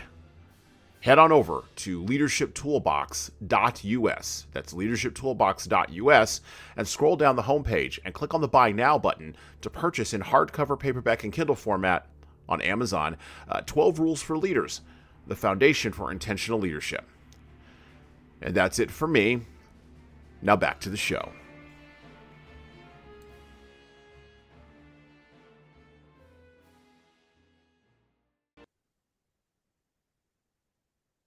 no one wants to be changed, first of all, is the very first thing, right? And I was at a conference and they were talking about that no one will change until they understand why change is necessary. Okay. And so lots of people go around, and I've done this myself on some of the things that I'm very touchy about, right? There's certain areas to where I have less room to give someone the benefit of the doubt that they're, well read and well informed and everything else like this. And so what it comes down to for me, this is going to sound so bad. I am a nerdy person. I'm going to go read the books. I'm going to talk in a language that most other people don't want to talk in, right? And this has been something that is shown up for me on social media, right? I'm a guy who posts about sales stuff, and I try to be subject matter expert in my lane and try to teach with some depth. And I'll have people be like, "Man, you're trying way too hard." This is actually how I communicate. Not this is how I talk. This is how I communicate. This is my chosen vernacular. This is not something I'm piling on so that way I can look cool on social media. I am this nerd, right? And so what it comes down to is that there's going to be a whole lot of people that will never be open to hearing anything contrary to their beliefs because they don't see me as being on the level to have anything to say, right? So and this is weird sales perspective.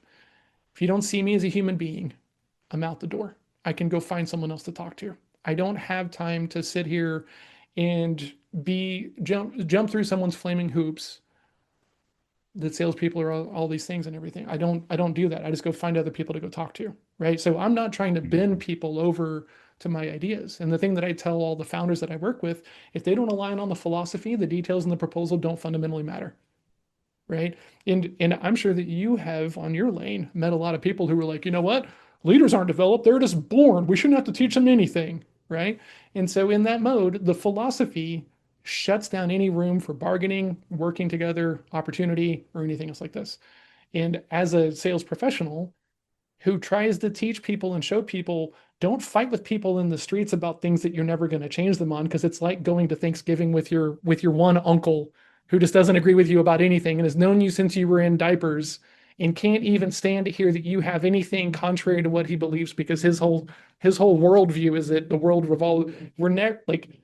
Don't even have conversations with those people, right? Because until you're willing to walk away from that person and be like, hey, we're not going to get anywhere, they're going to treat you just like they treat every sales professional on this. You just want to sell me. You just want to win me over, right? So the sheer caliber of being able to be like, hey, cool, you're not going to listen to anything I have to say, and that's fine, uncle. I'm going to go over here. See you next Christmas. Well, I'm not trying to run you off. Like, I get it. You're not trying to run me off, but you're not interested in having the same kind of conversation that I am.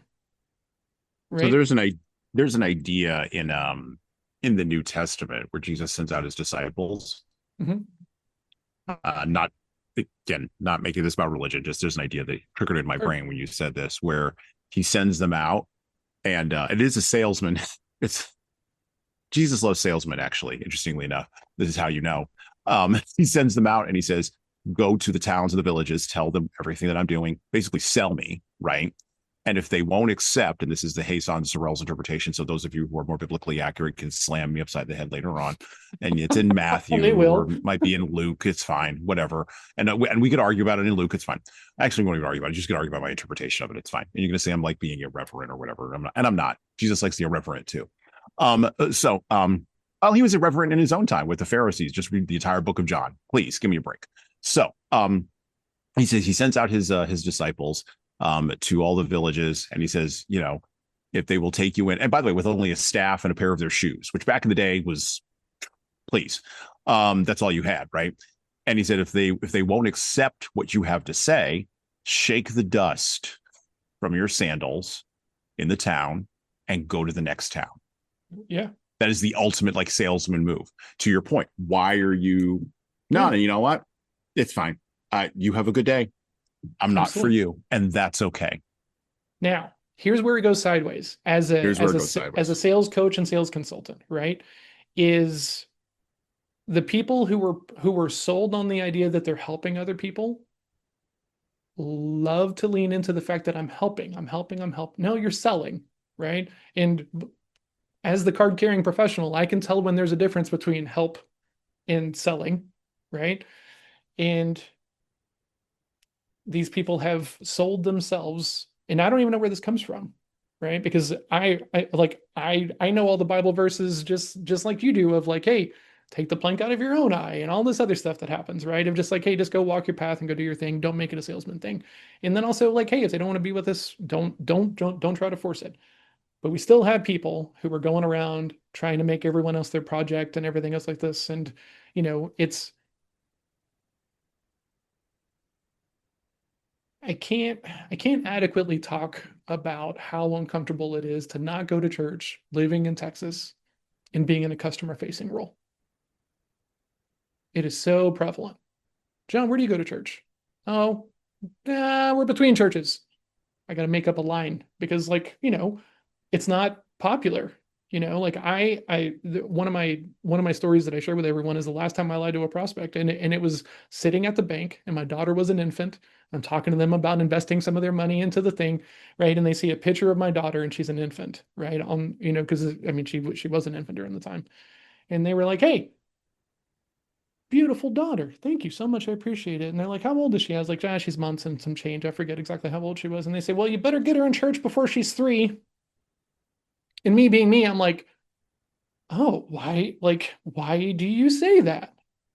I'm genuinely curious. That sounds like it's coming from a place of distinction, not preference, you know? So like, what do you mean by that? And like, well, you want to raise the right way. Okay, does that mean that I'm not capable of raising her the right way? Right? Because I'm me and I'm always thinking about all the other questions and everything. And so then I'm like, but wait a minute, hold on, we're on the clock. Don't go too far down this path. You know what happens, right? So just dial it down, right? Because I'm not against anyone else having their faith, right? Mhm. At all. I want everybody to have equal room and opportunity to believe in whatever they want to believe, which I think kind of makes me different than a lot of other people who want everybody to believe what they believe, right? I'm on the far Mhm. side of that, right? If you want to believe in the Satanist church, cool. I don't have a problem with that, right? I just fundamentally don't. And so, but I also know that like, hey, I want this business, right? I want to help with Mhm. these people. And honestly, this thing shouldn't be standing in the way, but I know that if I tell them I'm not going to talk about that with you, right? I know where I'm at, right? So I'm trying to find all the salesy ways that I can get around this situation without having to cause a kerfuffle, if you will. And so they're like, hey, you should go to, yeah, hey, and I'm like, will you go to church? I'm like, we're between churches on a very long gap, kind of thing. And they're like, well, you should come to our church. Well, thank you. I appreciate it. Probably not going. Well, why not? Right. And so the minute they leave, I have this moment of like, God, like, and then I was like, I'm not doing that again. I'm just not, Mhm. can't do it. That was, like I just felt gross. Right. Mhm. And then they ghosted me and didn't buy anything anyway, right? So then I was like, man, I did all these things and I lied and did all this obfuscation and they still didn't buy. I'm just gonna be myself, right? And that was the beginning of all of these things that I now teach people to do. And fundamentally, if here's what it comes down to, if I need to be in church every Sunday for you to trust my ideas and opinions, cool. Go find a sales coach who goes to your church. I gotta say, I when you talk about these kinds of things, Mhm. when you talk about it this kind of way, Yeah, I culturally came out of the Northeast. very I different up spent there. very different up there, and it's almost the exact opposite. But I Yeah. see it as the same kind of. So what occurs in Texas or the South around religious belief in churches and where that is contained, to me, it's the obverse. It's the other side of the same coin of deception. So when you go from the Northeast to the South, in the Mhm. Northeast, you never hear, I'm going to make a very small one because this is something that jumped out to my wife when we first got here. No one ever anywhere says, God bless you. Never, not for anything. And Please give me here a it's break. the most passive aggressive Right, back of the right, hand kind of situation. right. So It's you come from a judgment place where is what it no is. one says it, and you come to a place where literally they'll hand you the groceries at the grocery store and say, God bless you. And Hmm. it takes you a little while to understand that people don't mean it and Yeah, that it's a cultural challenge. Now, well, here's what's interesting. it's like a Then you code word. take it is, and then you take that cultural coding. And I still have clients in the Northeast, and you take that cultural coding back to visit those areas in the Northeast where none of that cultural coding is there, and they're cultural coding for all these other things. Hmm. And you just begin to see how they're both sharing the exact same It's the exact coin. same thing. It's the exact same thing. And so I've had clients in the Northeast, I've had the opposite experience. I've had Yep. clients in the Northeast who, if I mentioned anything about church at all, what I do on Sundays other than football, which I don't watch football because I don't have time All for that right. nonsense. But if I talk about anything other than that, no, it's immediate turnoff. Matter of fact, I've had clients actually tell me it's immediate turnoff in the Northeast. It's so like And so it's so weird to me it is because fascinating. But it's do you the see like do you oh see yeah. so because I was thinking about this, right? As I was thinking about this conversation, I was so excited to talk to you about it because, your question of the main question you put in the script that we've not talked about yet, so I'm not going to ruin it, is I started thinking about like, okay, how different can it be? And I know that the Northeast is not nearly as religious as Texas is, right? Not even close. But like the church that I went to was the church that I went to because everybody in that school went to it, right? All the people who lived in Perry homes went to it, Yeah. right? And then you Yeah. go there and all the private school people go to it and everyone is rich and loaded and like, everyone has, man, it's rife with judgment, right? And Mm-hmm. if you don't have a guide or the right environment or everything, because like I could see a spot to where a smaller church without all that full press Southern Baptist, we're going to sell you on faith and everything else like that, that I would have, probably had some room to be like, okay, maybe I can go this way. Maybe I don't need it to be proved out and everything else like this. But whenever people are telling me to jump without looking, no, right? And it's kind of the same thing that kind of gave me some problems in the military around the idea, and especially after the military, right? Because the military kind of ruins you for following empty leadership, right? Because I have been in the situation to where I might have to be called to go die for these things, and the people that are calling me to do so have gone through the exact same training that I have, right? So then I come home and some sales leader wants to make sales like war and trying to make it out to be like, and it's like, no, it does not work, you know? And so I was thinking in my head of like, I was trying to kind of have some appreciation for just how potentially polarizingly different it is up there. Because like I've not walked that experience, but I do know what it's like to even going to a restaurant to get a job. Hey, John, you go to church? No, I don't. Okay, Right. good. You can absolutely work Sundays, right? I mean, it is Right. woven into so It's much of that how things work. it's That the my wife and I talk about it a lot. Um the stark differences in culture, yeah. and that is one of those things that pops up. And it's interesting how human beings, and this is the core question, right? It's interesting how human beings sort of try to create high trust and social cohesion, the tools that they use to do that, right? Mhm. Because number one, it's really hard to trust people who you don't know. Number Absolutely. two, it's really hard to have faith in people because you know yourself that you're not reliable. So your theory of mind, if it even goes out this far, goes to other people not being reliable as well. So Mhm. the expectation is just, well, I'm not reliable. So of course that guy's not reliable, or that woman's not reliable, or that system or that institution isn't reliable. So of course we have to put in all these structures, because if we don't, then all these people will behave like me. And huh, That leads to all the uh-huh, guys wanting the floor length dresses and yeah, yeah, absolutely. Right. that's right. The Exactly. I don't trust And myself, so and everyone must be just like me, so therefore everyone must go through these rules that keep me from having these thoughts. Yeah. I had a whole conversation with somebody, again, in the one day I'll talk about it on the podcast, but in this whole bureaucratic mishmash that I went through, where I literally said to the person on the phone, the policy you are following makes zero sense in light of what I have just told you, and yet you are going to continue to follow the policy. I need you to think independently from the policy. And you would have thought that I showed across to Dracula. Oh yeah. Right. Because that's a direct challenge to those systems and structures that have existed, because I don't trust myself. I have low social cohesion with myself.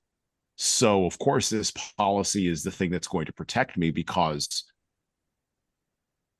you know, I can't really, right. I can't really trust anybody. Yeah. Go ahead. Yeah. It was Are one of those you things that kind of tell jumped out to me when I was in that interaction. are you telling me that the people who rub me the wrong way are just in the middle of like a Dunning-Kruger religious Yep. overcompensation kind of situation? Like they're all just like Yes. CrossFit vegans and way too excited about it? Yes, they're all getting better at exercise. And so healthy, right? Interesting. Okay. And like it's funny because so in the things that I read, there's this kind of like known change that happens, right? That like lots of people in their youth don't really have much room for much of a spiritual lane, right? A lot of people, when they're still figuring out who they are, if there is a spiritual lane, it comes from indoctrination of the family into religion and stuff like this. And I don't have a problem with someone who has strong faith. Like, I love you, man. I think you're one of my favorite people because your faith is yours and anyone can come ask you about it, but you're not trying to push it on other people, right? And I have a handful of other people who are the people that I go ask these deeper questions with and try to understand their perspective, because I know that they can see that I really am trying to understand. I'm not trying to pick it apart, but sometimes the way that I ask questions makes it sound like I'm trying to pick it apart, right?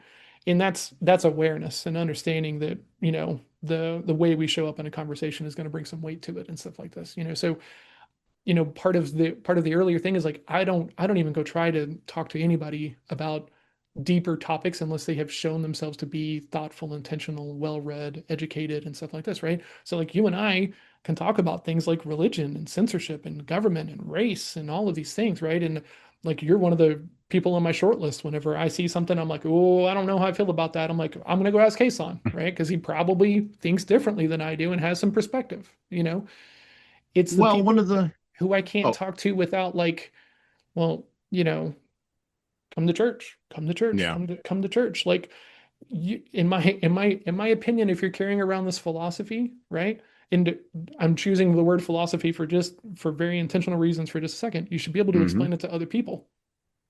And I demand the same people of their politics. Agreed.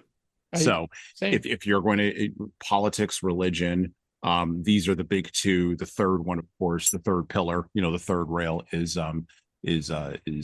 sexual behavior and morality around that. Those are the big three rails, right? Mhm. That can you can either be driven off of, or can shock you when you touch them. Yep. And the thing is, and I told this to my oldest son years and years ago, no one knows everybody else's story. Matter of fact, most people don't know their own story enough. You talk about testimony. They don't know their own story enough to be able to articulate it to someone else.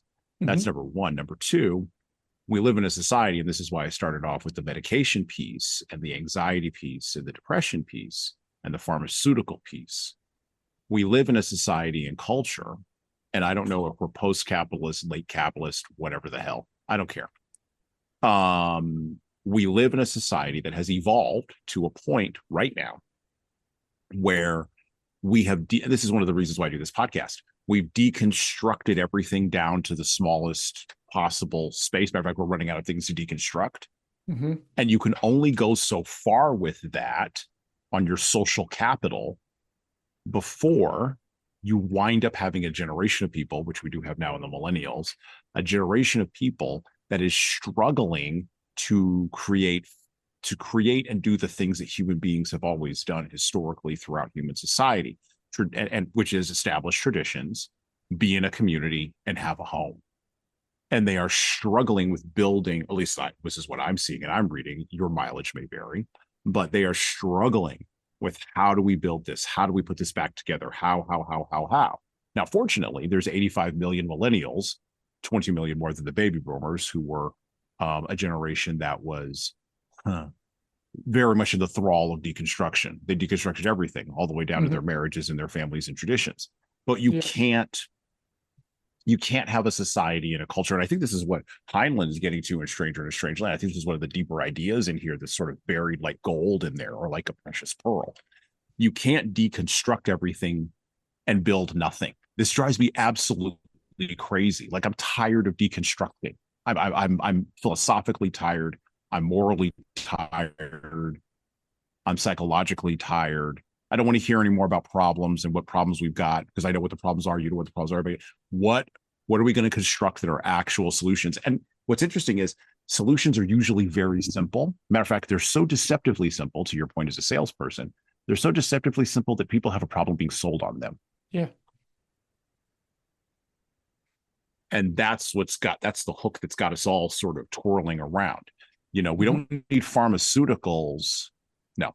Are there people who have genuine anxiety and depression who need to be pharmaceutically medicated? For sure. Absolutely. There always have been. And I don't know that you need to go to therapy. I was just reading this from an actor, because you signed a contract for Marvel movies and it didn't come to fruition. Like, you just need better coping skills. You're cut off from your traditions and your family, from the people who could help you, and put that into some sort of frame of reference. So, and this is not me making a judgment. This is me merely looking at what you've said and looking at the society that we have and going, okay, 2 + 2 has to equal 4 at some point.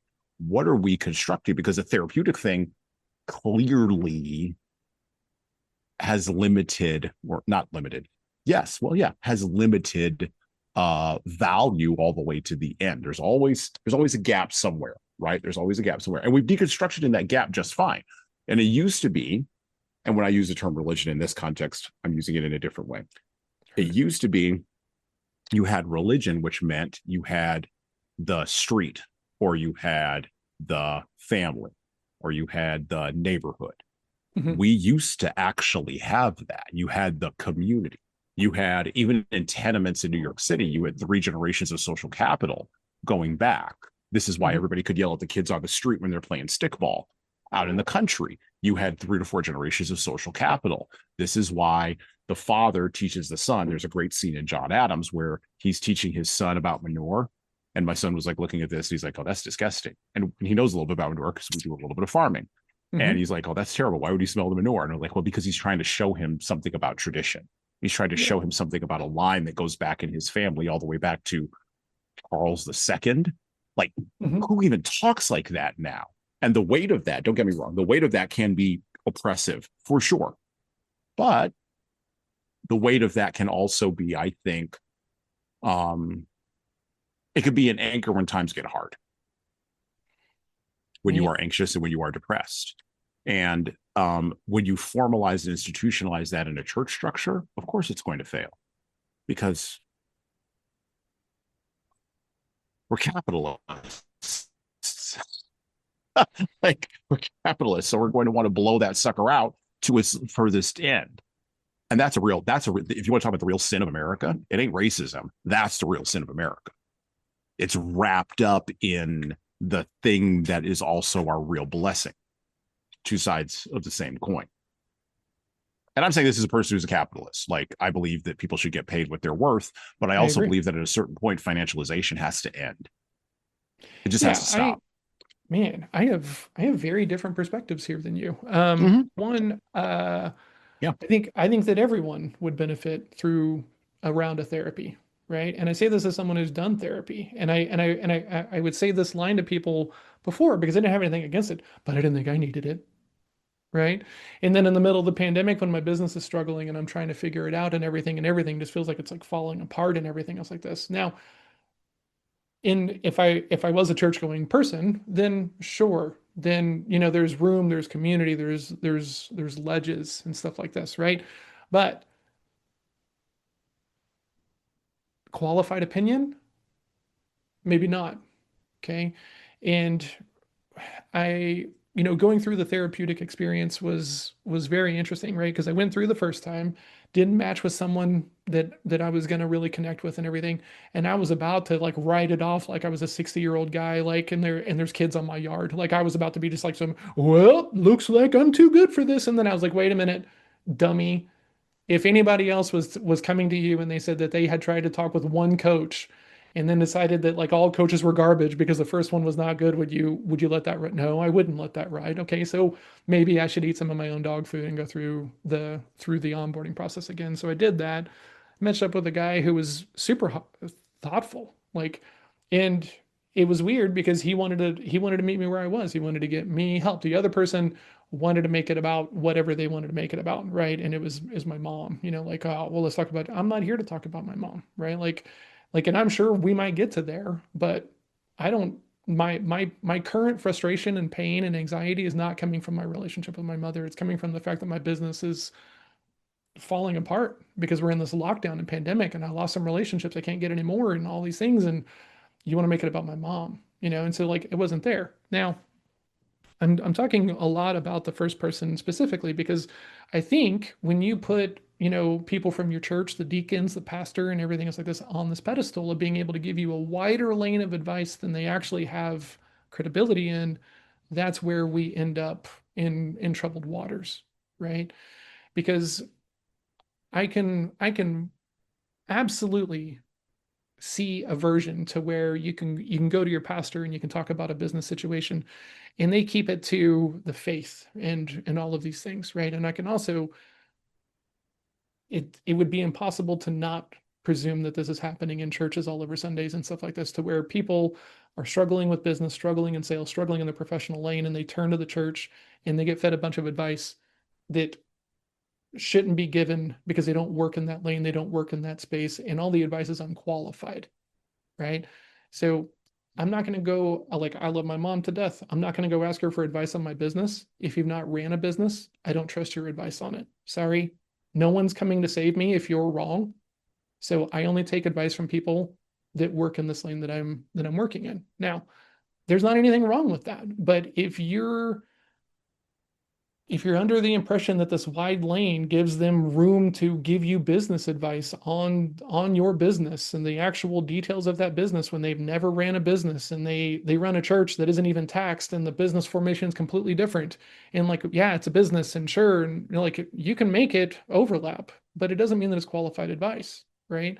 So I think everybody needs people to talk to who are able to navigate a conversation and be aware of their own biases and not push their biases in the form of faith and think that it's okay and irreparably damage people's lives, careers, businesses, and stuff like this. Because, well, God said that it's like out of our hands, so like you don't have to worry about this.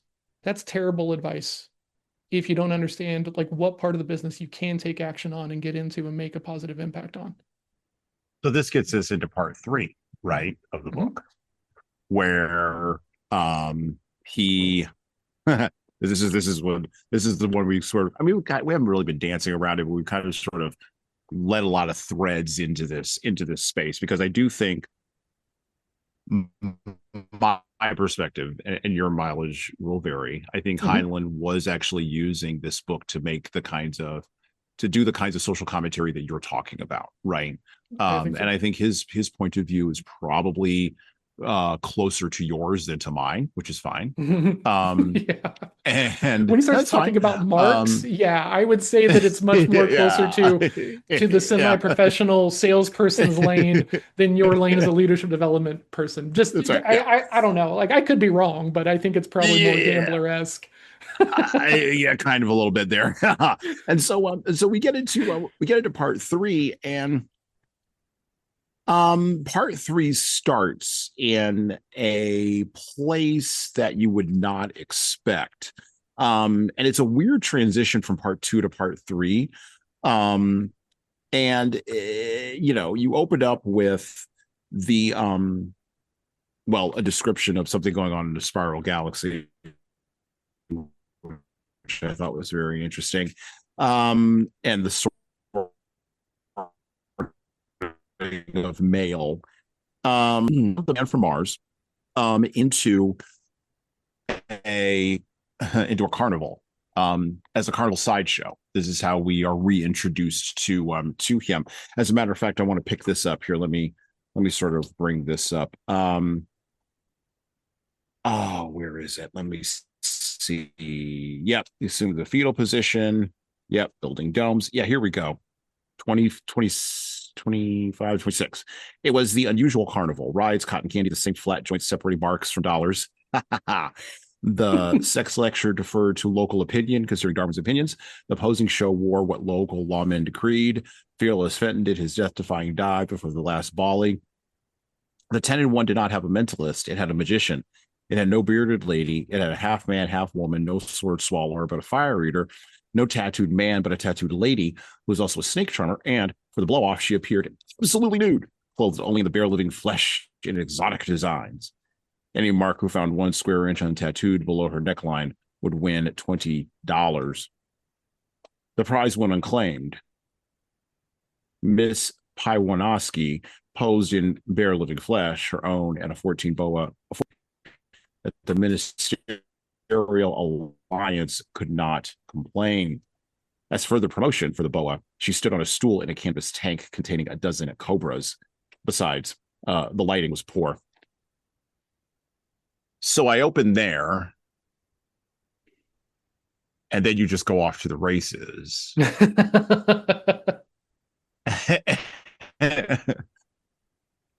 Yeah. And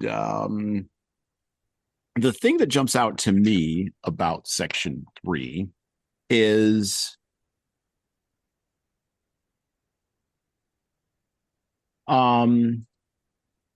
the way that Heinlein begins to construct an eschatology that a man from Mars can get behind. So there's the entire concept of water brothers, which has been explored throughout the book. Then there's also what Mr. Smith may or may not have done to the head of the Church of the New the Phosphorite Church of the New Revelation. Mhm.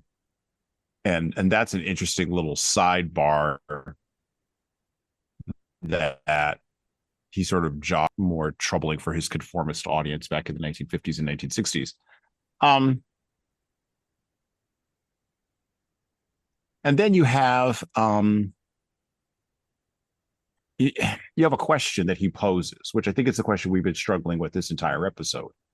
Is a belief in a transcendent anything, whether it's a transcendent politician or a transcendent man or a transcendent God, is that a belief is that a vain pursuit for the merely naive, or is that a fanatical pursuit for the truly deceived?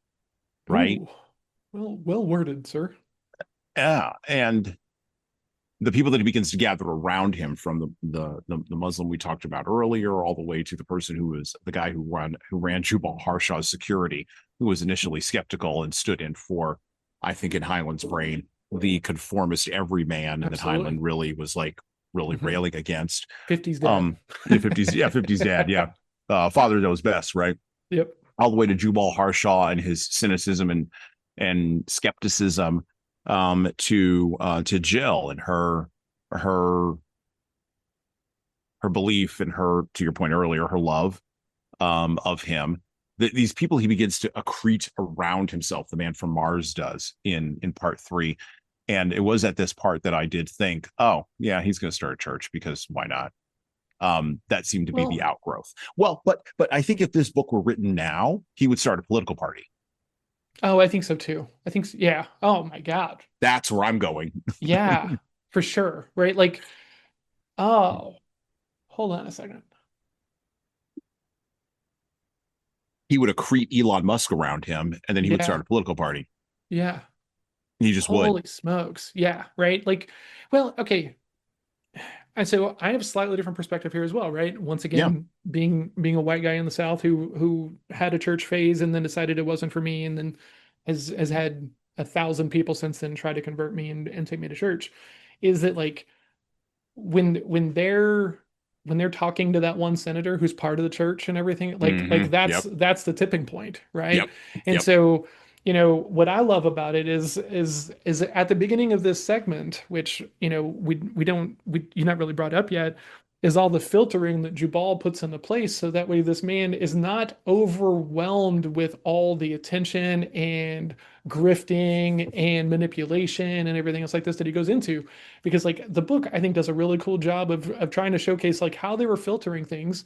But then I also, the thing about Jubal that I like a lot, and I don't know if you see this or not, but I see him as like this very libertarian person. Oh yeah. Right, because like he goes after Jill for like inadvertently bringing in her, Christian values and beliefs and everything else like this. And he sees that people want to that Ben wants to keep him away from the church and everything, and he was like, he's got to be his own guy, he's got to go figure these things out and stuff like that. And so what I thought was especially real was the the ambassador from the church, right? The senator who's holding power and everything, and how he's trying to figure out a way so that way he can come get this guy and take him to church and everything else. Like, and he's realizing, like a salesperson realizes, that the front door is not the best way to get through this thing through Jubal. So let's try to find a way in, so that way I can deal with my champion, right? And as a salesperson, champions are a very, very well known label. Let's go directly to the source. So they start sending mail directly to him, and because Jubal is being like this person of like he's going to have to grow up and everything else like this, he doesn't keep him from it, right? Whereas I think if we look at that time, and we look at the time whenever we were raised and everything, like there's a reason why my brother was like, hey, don't tell mom you're reading these books. I wasn't allowed to watch The Simpsons. Like my family thought that was like high, I can't believe it. This is going to ruin society, right? And there was one time that my brother was playing Dungeons and Dragons, and I was playing with him, and my mom came in. What are you guys doing? Dungeons and Dragons. No, I'm not in this house. You're not.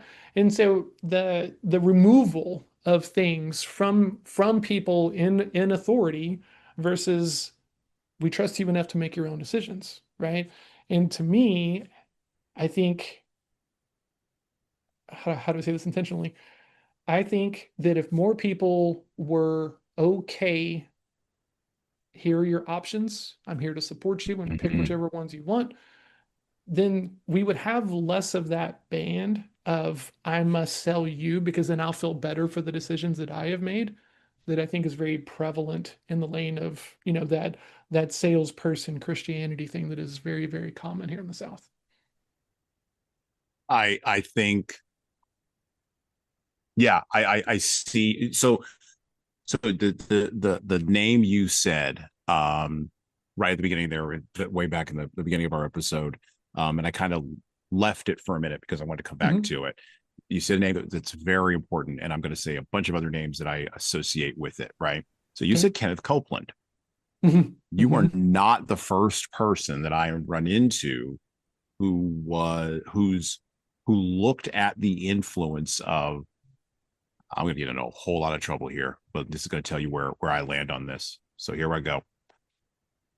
You're not the first person who has told me that they watched relatives influenced by who they loved, influenced by that religious flim flam man, that religious matchstick man, and that turned them away from a real relationship with Jesus Christ. Yeah, I can see that. And Kenneth Copeland in my brain, this will tell you where my eschatology is and my philosophy is when it comes to Christianity and to religion. I lump him in with Joel Osteen and Mhm. Tony Robbins Yep, we're in the same and boat. to a certain degree Hal Lindsey, who wrote the book The Late Great Planet Earth, which kicked off a whole, you may not be familiar with that book, but it kicked off a Not at whole all. lot of ridiculousness in Christian eschatology and dispensationalism, premillennialism, amillennialism, postmillennialism. Massive damage that guy's writing did to American Christianity in the late 20th century. And I even am beginning to, and I'll publicly admit to this now, and then you can all scald me later. Um, I have a problem with Billy Graham. Oh, same. Yeah, he's the Okay. same. He's the same. He's a newer version of the same thing, in my opinion. And so the kinds of people that came out of Billy Graham's efforts in the 1960s to convert stadiums of people, there's a direct line there to Kenneth Copeland. Now, with all of that said, now I've mentioned who I have a problem with and I've named Mhm. names. I think in 2025, the names change and the ideology shifted, the ideological pole has shifted away from religion to politics. I do agree with But you. the flim flam men and the matchstick men and the con man looking for the marks are the same. Agreed. Except the problem is the people who have substituted politics for religion think they're too sophisticated to get taken. That's the problem. And that goes back that like, dude, uh I have so much to say on this topic, and I'm so glad that you said Tony Robbins in that thing because he's the same. He's the exact same, right? And Yeah. I even think guys like Hormozy are very similar, right? You're Mm-hmm. you're Oh, yeah. you're appealing to a group, you're pushing nothing but try hard, and I did it, so you can do it, and everything else like this. And then whenever anyone has any struggles or problems, you didn't want it bad enough. You didn't have enough faith. You didn't try hard enough. You didn't push hard enough, right? And it's the same thing that like Grant Cardone talks about and all the Mm-hmm. bad sales coaching and sales leadership because it's the easiest thing, it's the easiest angle in the book, right? You can let your family starve, right? So let's just pile on a bunch of guilt that you're not enough of a man to go do the and then people or if that line works on you, you toe the line, right? You work the extra shift in the plant. You go join the military. You sign up to go to the right, like all of this, but it's the same manipulative lever, right?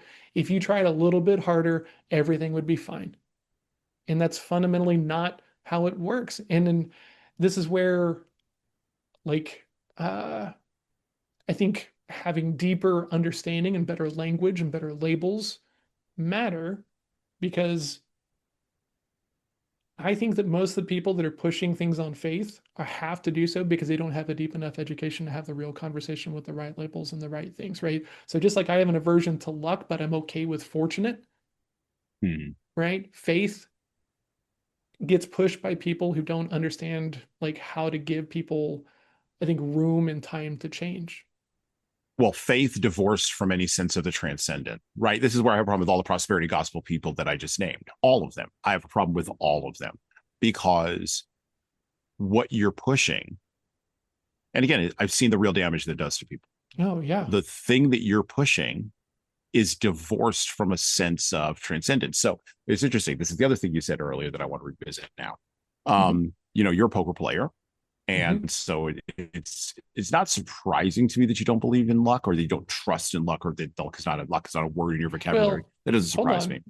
Hold on, because we need to Okay. layer in some intentional boundaries here for just a second. Okay. Okay, go ahead. Because I was going to ask you about a different word, but go ahead. Yeah. Have you heard of the book Games People Play? Yes. Okay. Yes, I've heard of it. Yeah. That book was a big book for me, right? And the idea of transactional analysis and how people show up, we can kind of map back to, you know, very consistent thinking and avatars and the roles that people play and everything. And as a poker player, as a strategist in general, right? Because I approach everything from the lens of strategy, because I don't want to be the guy who can't figure out a better way to crack the nut. Okay. So I've been a gaming person my entire life, right? Playing video games and then reading like Nintendo Power and learning about cheat codes and everything else like this. But then also spending enough time with gaming that I kind of have a gist of how gaming, or how most games work, right? And I can think about inherent strategy that is easy for me because I play a lot of these games, right? Now, this is a very unpopular conversation around my household because my wife thinks that I'm just the luckiest person on the planet because every time we play games together, I win more than I lose, right? And then when she gets mad, and I'm like, this isn't luck, right? Like I have spent 20 years thinking about ways and different things that I can do to control my luck, right? And I've also done the work to see exactly how much everything I wanted to blame on bad luck was actually not bad luck. I created it. I did it myself. I built the reality of that stuff, right? I can't do it, and then you can't. Congratulations, you were screwed from the start because you didn't think that you could do it, right? Right. So when I talk about this with my wife, we were getting really ramped up around this idea of like luck and everything, you know, because I think that anybody who has a phone and an internet connection can have the same path of success that I have. You just have to make certain decisions. The first one is that it's worth it, right? A lot of people don't want to make that decision, and that's okay, right? But I'm not the luckiest person on the planet. If anything, most of my history and experience shows just how unlucky I am and how much I have to be disciplined enough to put in the effort to get to the places that I'm going, right? So I can go be the poker player who goes to the casino, sits down, and doesn't pay attention to anything else at all and blame the whole thing on luck. Or I can be the poker player who goes to the casino and realizes that better players are going to play at higher levels and tourists are going to play at lower levels, and learn signals of strategy to figure out which games are going to be easier to win in and which ones are going to be harder to win in. And I can also study math and probabilities and science and odds and everything else like this. So that way, while we're both playing a game that's based upon luck, I am fundamentally functioning at like 3 higher levels than the person who's just like, well, I hope I get aces. Cool. I don't need aces to beat you. It's going to be just fine. And even if you do get aces and take a big pot of me, if we sit here for long, I'll get it back because I have the strategies, I have the knowledge, I have the experience to navigate this chaos in a way that is going to make me a better mechanism in the moment. Okay. This is the same thing as martial arts thinking, right? If someone says, hey, son, when you get in a fight, it's just lucky that you end up winning. Do you believe that to be true? No. No. Exactly. I believe I believe in preparation. Exactly. That's what I believe in as well, right? And so when as a poker player, I know that I can go study things that lead to me winning more. And as a fighter, I know that I can go study things and study the right things, right? And actually spar and not just do forums, but actually spar and pressure test. And that leads me to being a better mechanism in the moment. And as a sales coach and consultant, I can show people very quickly the difference between a conversation that's going to lead to more probabilities of no versus a conversation that will lead to more probabilities of yes. But these are probabilities in and of themselves. But a strategic person is always thinking about the probabilities and the levers that they can use. So I'm fortunate to have gotten to this place that I have, right? I have met some very cool people. I've had people pour into me. I've had opportunities to do so. But at a certain page, we have to agree that it's no longer luck. So when I the word, because the word luck comes loaded, and I'm glad you sort of framed that out. The word I was going to substitute for that, because I do believe in this word, is the word providence. It's an old school word. Okay, so what's your definition of that word? Providence is the all of the stuff, and you can frame it out as percentages if you would like, but it's all of the stuff that you can't control. So we can control everything that we can control out to whatever instance we need to do that. Mm-hmm. Preparation, of course, is better than no preparation. And at a certain point, and we know this, and to bring this down to martial arts thinking, at a certain point in the fight, something has to work either for you or against you, right? Now, if you're prepared and you've put in the reps and you've put in the drilling, the likelihood that you will see the thing that will work out for you is increased versus you not putting in the reps, not putting in the drilling, not doing the preparing. The likelihood that you're going to see that is zero. This is why the guys who are very much like, I just see red and go, bro. They want to believe it's real because they've never been in that situation, and they hope that they're enough. Right. And hope is not a strategy. It might be, and I've said this often on this podcast, it might be a place in Arkansas where Bill Clinton was born, but it's not a strategy. Okay. And so, but Providence is when you've done all the preparation. This is how I define it. You've done all the preparation, you've done the reps, you've put in the time, you've earned your chip, and you've continued to build on that mountain to continue to earn your chip every day. And it accounts for all of those things that are outside that chip. Because for as much control as we think we have, it's still I compare it to an anthill, right? It's an anthill compared to the mountain of reality. And we cannot possibly, Gandalf has a great line in Lord of the Rings, right? Even the wisest cannot know all ends. Absolutely. Yeah, for sure. And Providence has to cover the gap between what the wise knows and the end. And that's not an excuse to not be unprepared. It's not an excuse even to like have no strategy. You better be prepared. You better have a strategy. I mean, that's exactly what all Lord of the Rings is about. Gandalf was prepared. Gandalf has strategy, but like, and again, I'm talking about, Tolkien here, but I don't think Gandalf had any, I don't think Gandalf didn't have anything in his plan for the Balrog under the mountain. Like he had nothing in his plan for that. Yeah. There was no plan. There's certain things you don't plan for. And you know this from fighting, from other places. There's just some things you just can't, right? So Providence has to cover that.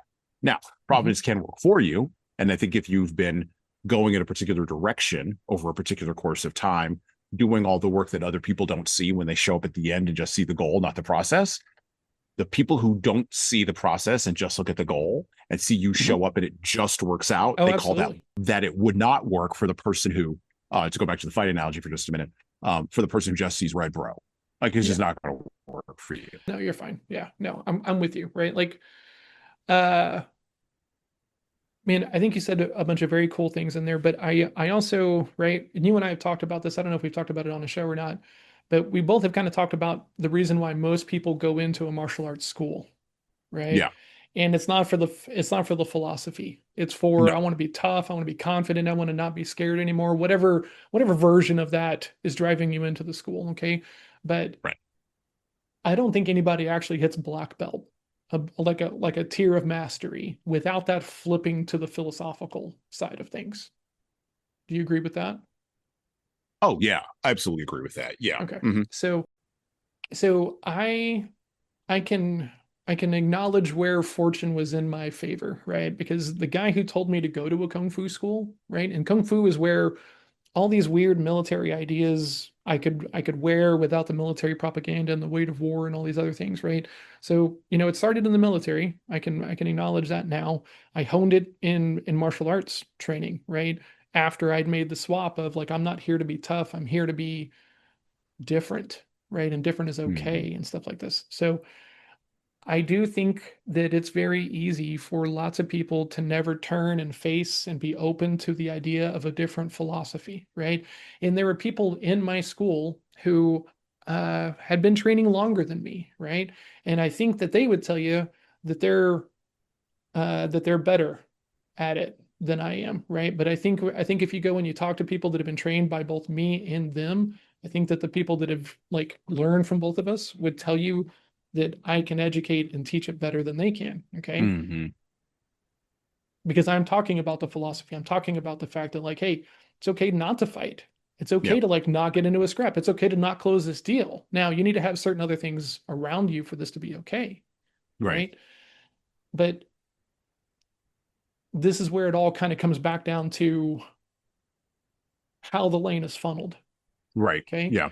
Like I live in Fort Worth, Texas, right? And for those who don't know, I live right outside of this little bitty subdivision called White Settlement. Okay.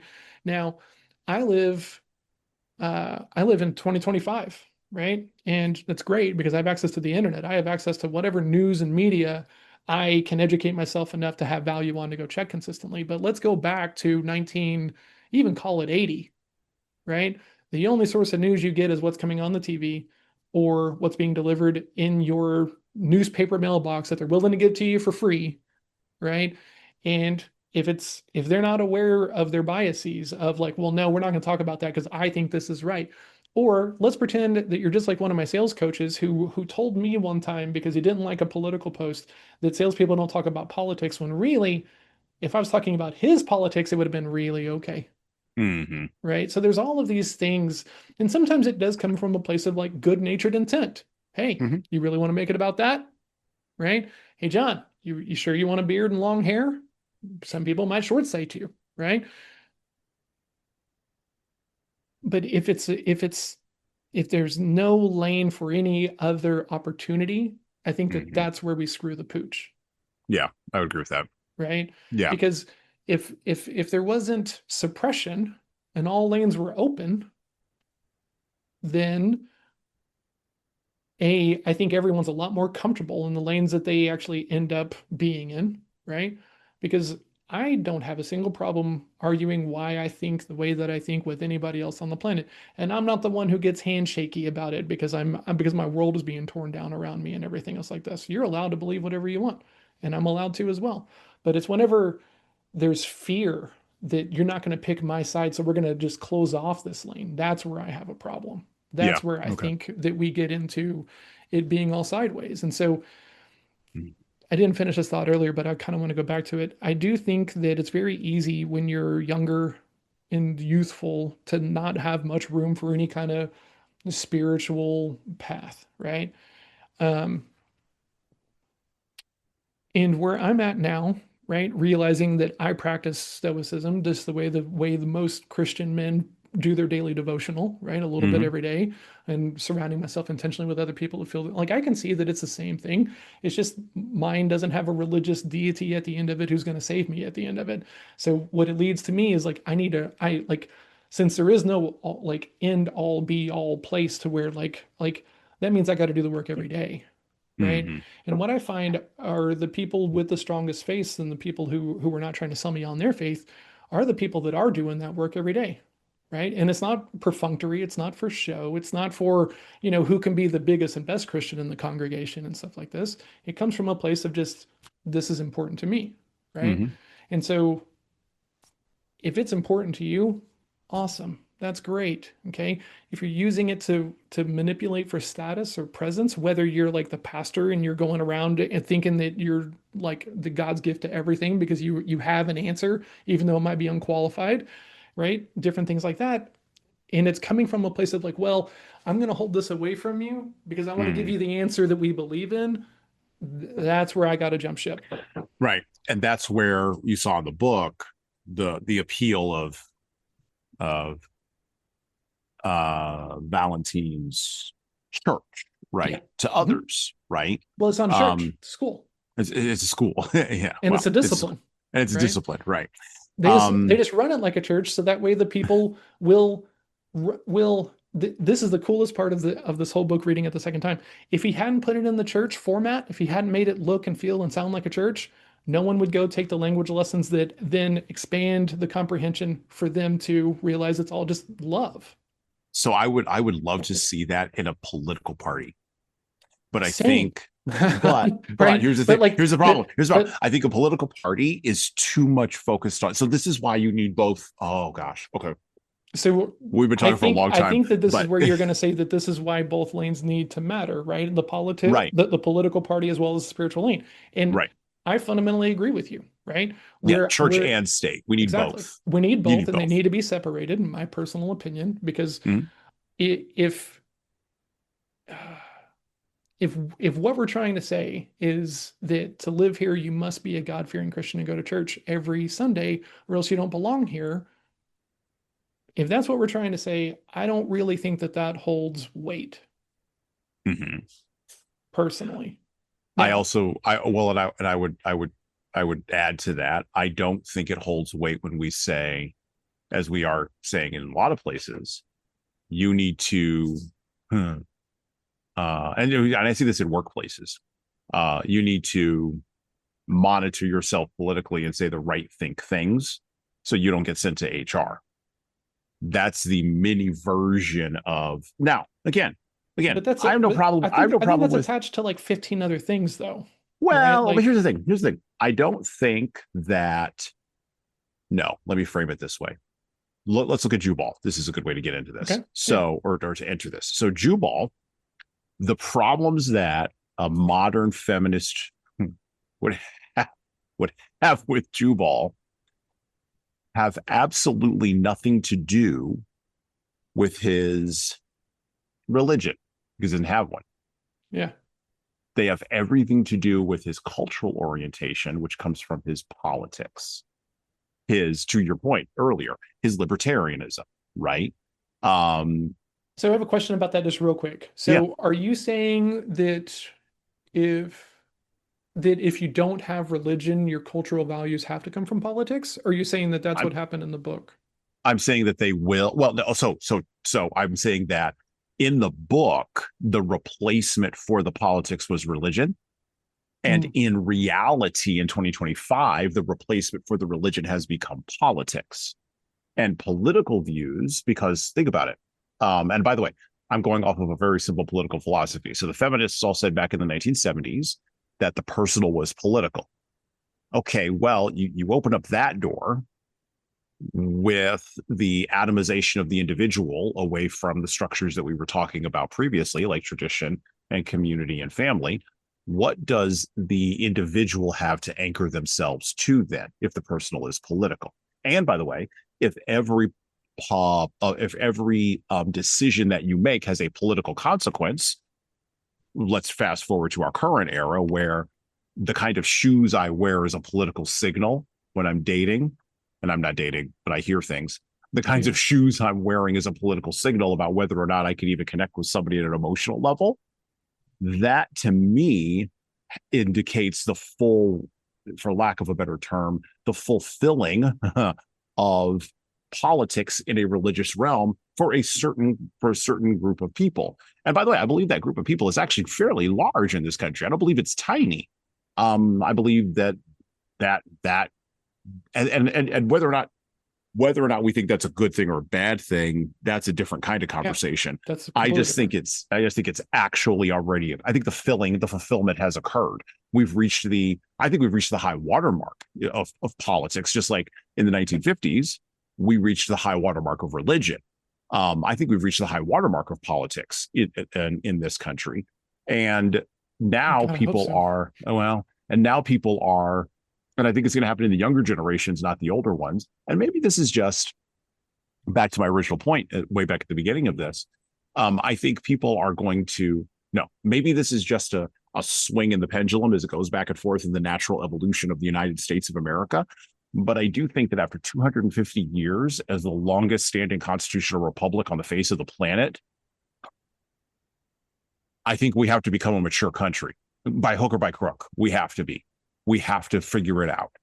What does mature country mean in your opinion? I think it means a lot of different things, but I think at the political and at the religious end, you have to have a religious, for lack of a better term, eschatology. And this ties into some things we're going to talk about here at the end. So let's go ahead and pull this in.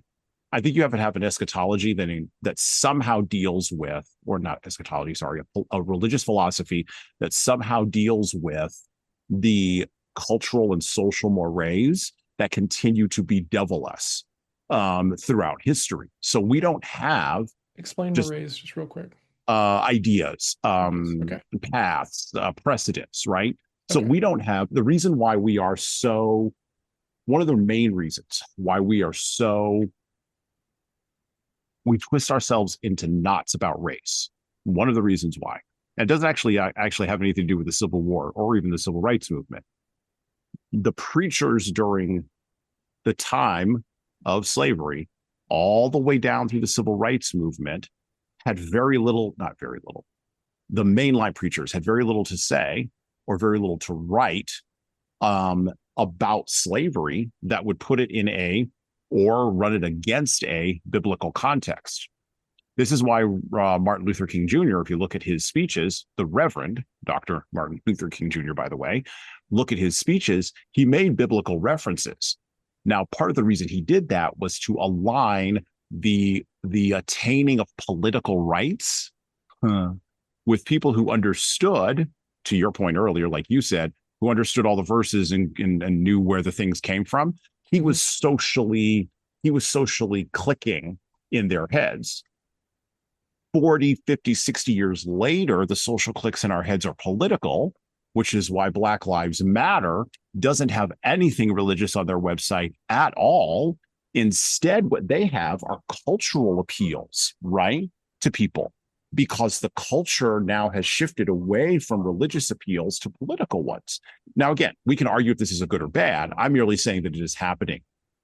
Along the course of time to becoming a mature country, we know, we can look at the history of countries, particularly the history of Rome, Greece, Egypt, England, moving into the modern era, France, goes through these kinds of evolutions and eventually winds up somewhere on the other side.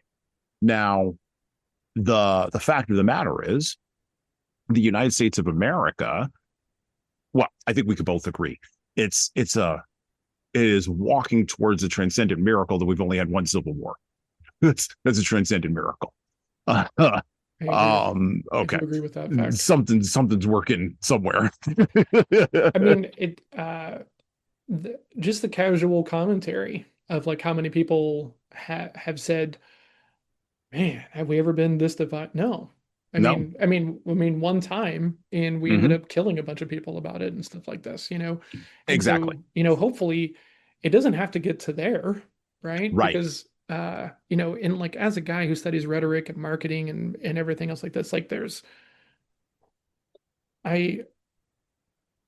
the pendulum thing that you talked about a second ago, though, is like super fascinating because like I think of it as like pendulum swings left, right, and then someone hits it this way, and then it goes this way, back and forth, right? Yeah. But to me, it always like, and maybe this means I'm a conspiracy theorist.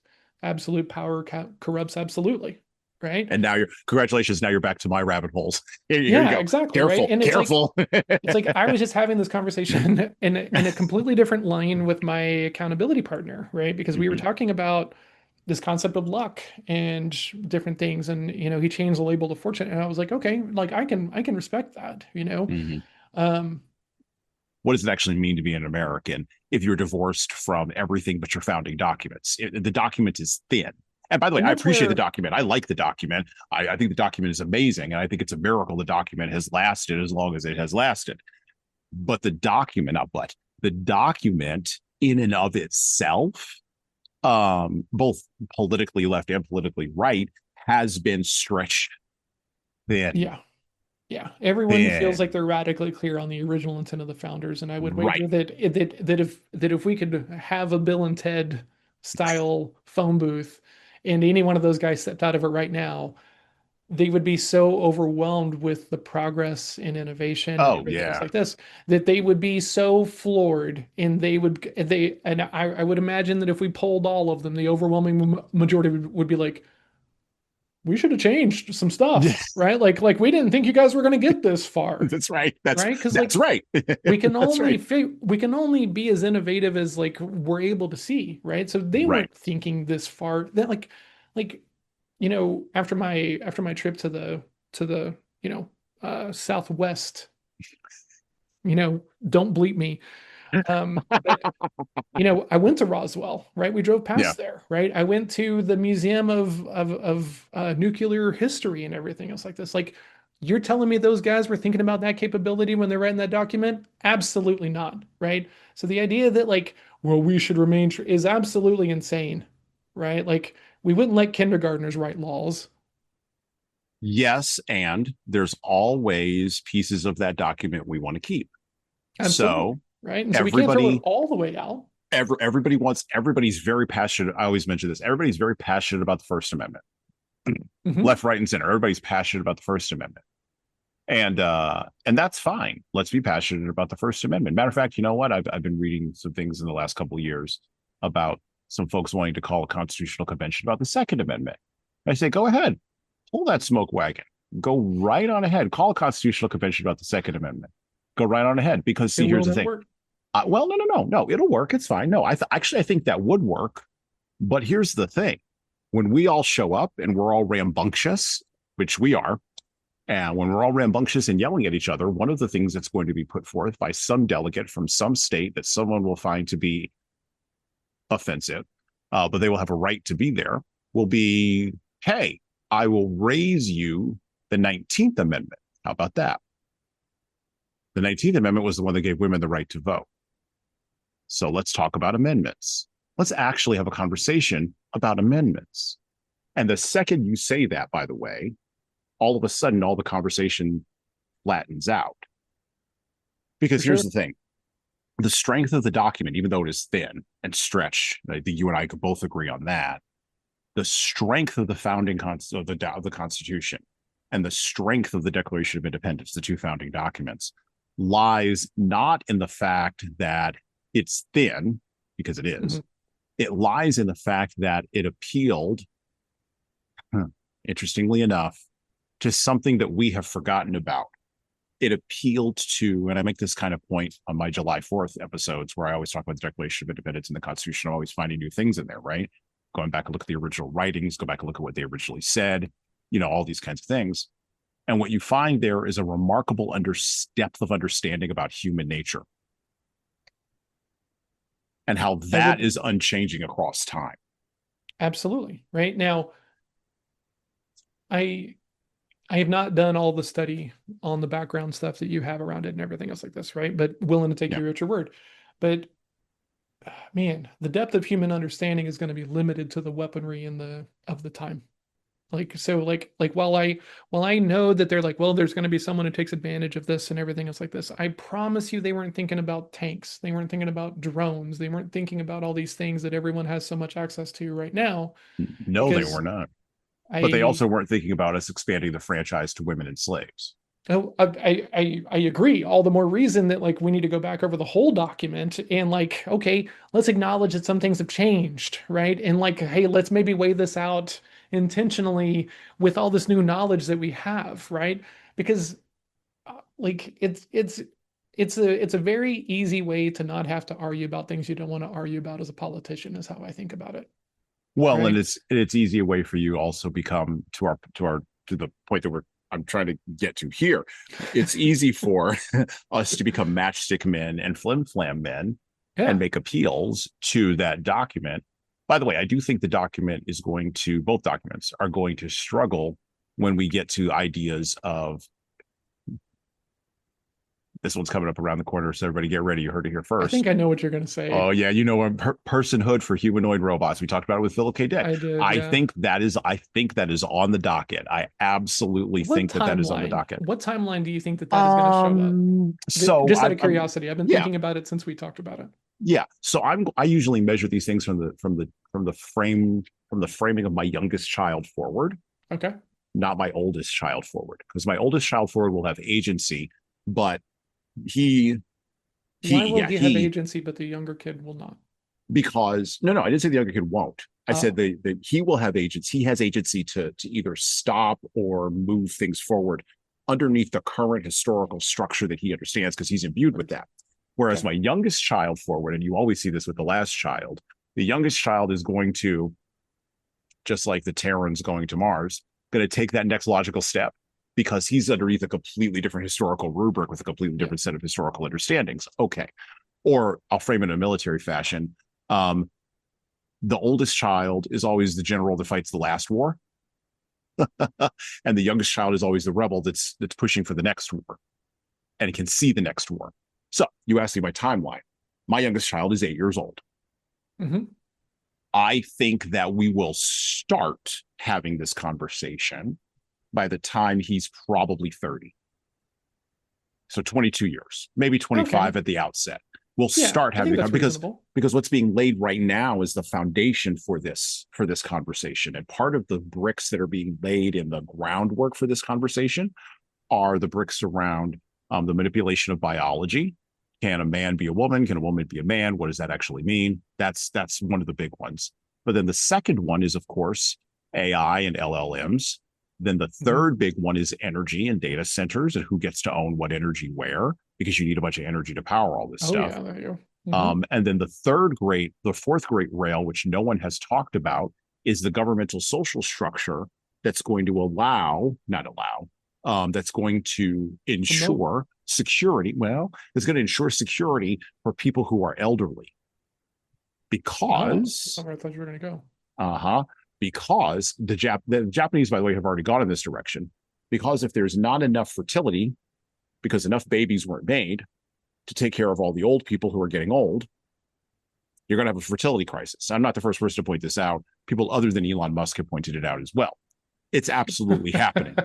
So forgive me if I'm not taking a bunch of advice from that it's guy. Okay. It's okay. You don't have to. I'm saying he's been joined by a bunch of other people, both on the left and right, who are noting this. So if fertility's in the toilet, that means taxation, because you always tax future workers, not past ones. Taxation will be in the toilet. So how do you cover the gap? I think those are four big bricks: biology, AI, energy, and money, particularly money tied to governmental policy. You bring those, I just made a hand motion for those of you who are listening, and you bring those fingers together, like in Gangs of New York, you bring those fingers together, now you've got a grip and becomes a fist. And I think that fist will start to become manifest by the time he's in his early 30s. And I think he'll spend the back end of his adulthood, he'll be part of the generation that will spend the back end of their adulthood trying to negotiate what they vaguely remember as the past with the new thing that's here now. Because where the rubber's going to really meet the road is when that humanoid robot is walking around with somebody all the time. And every year the robot becomes more and more human looking and less machine looking. But okay. Oh my gosh. All right. So many things. Okay. So. And by the way, we've been going 3 hours. So at some point, we're going to have to call the game. Right? We're going to have to call the game. Okay. Man, this is so fascinating because I feel like this crux is, man, at some point, okay. Now, I don't love this idea. I really don't. It kind of bothers me. Okay. But as a guy who's read a lot of science fiction, right? And seeing ideas about where android thinking and robots and feelings and emotions and stuff like this could go to, okay. Here's the view that I have, okay? In Jesan's mind, a robot, no matter how advanced or anything else like this, will never, ever, ever, ever, ever have the rights of a human being, right? And I can see a lane where that makes sense, okay?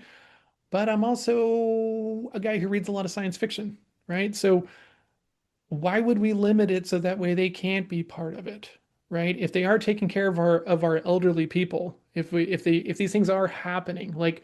It would feel the same to me that we're trying to find rules and laws to stipulate that we can't do these things, which then just leads to them like overthrowing us because like we kept them out of the party for too long and everything else like this, right? As opposed to just like we should have made the Indians Native Americans more of our lane, as opposed to being like, oh, hey, we can give them these blankets. This is going to be totally fine, right? And like Yeah. We had an opportunity to do it differently, right? And the Hmm. thing that I am fascinated by all the time is how many times the popular majority wants to put a smaller group off to the side and label them as dumb, lesser, ignorant, stupid, or anything else like this. And part of it is through due control, right? Now, most of the people it's coming from fear, right? Understandably, but Hmm. but those people who are going to be manipulators are going to pull those strings and looking for the way that the pendulum is swinging, they're going to go for whatever they go for. And we do have to wrap up. I'm now getting a bunch of text messages from my wife. So I have to go to more material things. Yes. I will say this: human nature. That's my 2-word response. Human nature will out. The same human nature that both could not conceive of the tank or the franchise being expanded to slaves and women is the same human nature that, in a world where the franchise has been expanded, will seek to expand the franchise further. It's the exact same human nature. Remember Heard. how I But do you said, think we're served by that though? Like to me, when I and it's so funny because like whenever I talk about certain political things, right, I realize that I have no positive answer, right? mm-hmm, And so it's not like am I right or you're right. sure, The reality that I would want to build cannot be built because humans are humans and we have memories and well, how bad was it, right? And then we do the same thing again to like a different like segment of people, right? We're just really good at doing it, right? mm-hmm, And so to me, where I look at where all of that goes through is control, limiting, limiting access to information, limiting access to education, limiting access to, you know, these stories, right? Because, mm-hmm, you know, like you couldn't read this book in Oklahoma mm-hmm. now. Would never even be allowed. Probably wouldn't even be in the student library, right? So we're shutting off people from ideas that have depth and are worth a tussle to try to coin Jubal Harshaw here, right? Like it's worth grokking. It's worth figuring it out and sitting with it and really figuring out, do I even understand this enough to hate it? Or do I hate it because other people that I follow tell me to hate it and it just makes it easy because then I don't have to think about it for myself. So I think I'm going to do the classic theological thing, and I'm going to punt. No, Well, you just have to believe, right? no, no, no, no, no, no, no. Oh, I'm not going okay, to punt in okay. that direction. That's not where the football is going. No, no, no, not in that direction. No, no. Believe in nothing or believe in everything, whatever you want. No, I'm not going. I'm not going through those uprights. No, no, no, no, no, no, no. I'm going through a different set of uprights. Heard. Okay, cool. I'm Okay. with you. Let's go. The theological punting is this: I don't have to know the answer to that, to your question of who does it serve or how will it be served. I don't have to know the answer to the question. All I have to know, all I have to recognize, I think in my humble thought process, all I have to recognize is the patterns of behavior and the Exactly. bricks that are being laid out towards a particular end. And then I have to bring, and this is where wisdom comes in, I have to bring in my understanding of human nature and make those two things click together, while also, and there's 2 other things we have not brought up today, but I'm going to close on this, while also acknowledging that there is free will and consciousness among human beings that we do not fully understand. Yeah, And it your operates in reality is ways completely different than mine, and correct. I love how much time we spent talking about that, right? Yeah. Because I have these ideas, have these perspectives. It's a result of the path that I've walked on, the experiences that I've had, right? And I don't begrudge anyone else for believing or not believing the things that I do. But the thing that I love so much about these conversations with you is because you bring enough of the context to where it's like, how do I say this? I know you have this is not bottle fed information. You've not been indoctrinated. And then you're like, well, here's why and it's just this, you've never, right. You've sat with your ideas, right. Yeah. I think you wear them rather intentionally. Right. And when you're in the situation to where you're the minority and you adopt the thinking of the majority, it's always an intentional reason. Right. But Oh yeah. it's whenever the majority is trying to make it so that way it's hard to hear any other thinking other than what they like. That's where I take issue. right? Right. Right. And if I had been born in a different time, Mhm. I would have been a different person. And that seems like a glib statement to make, But but it's it's absolutely true. but it's Like, absolutely the truth, right? yeah. And so the people who will be born, my grandchildren, right? I was Mhm. joking with my wife about this in a different kind of context a while ago. And I just said, our grandchildren are going to say things to us that we will not understand. We have to be prepared for that. We have Yeah. to be prepared for the idea that they are going to come from a worldview that will be as separated from our formative worldview as we were Mhm. from our parents' formative worldview. Yep. And we're going to say they don't get it because All they're right, younger, exactly. You're and they're going right. to think, well, we're just out of touch, right? And if we look at every generational pattern, like including the one that we were complaining about earlier, right, with all the boomers and I mean, it's the same thing, It's the right? same thing. And let's not make it a stupid generational thing, and let's just acknowledge that it's progress, that we're advancing, we're getting better, and that means that we have to kind of slow down and reassess our situation, the rules and our standards and our culture and stuff like that. But I think it's super easy to try to hold on to a lane of tradition because it's easier than change, right? And so not to lean too much in the Mhm. political kind of realm or whatever, because I try to stay out of it. I think that one lane has a very tight message that is very easy for everyone to understand, right? Small government, Mhm. less taxes, have more freedom, and everything else like that. And I think it's easy to fall into that. Can't tell me what to do? Absolutely, right? And so then we start, and then we don't continue to inform ourselves, right? We don't Right. continue to go learn. We see something that we like and we learn 20% of it, and then we enable the Dunning-Kruger effect and run around like we're, CrossFit, vegans and everything. And it's like, oh, okay, cool. Yeah, you should stop eating meat. How long have you been vegan? 30 minutes, but it's the coolest thing ever. It's like, cool. Come back and talk to me after like 90 days because I Yeah. don't even think you know what you're getting into. Right. And it's just easy, right? Like, and when you understand the levers of rhetoric and persuasion and psychology, there are people who just want ease, right? And Oh people who yeah. get that and bottle feed ease to people that are looking for it because they're struggling, they have something else. Like, hope is a tasty medicine that goes down pretty rough. Yep.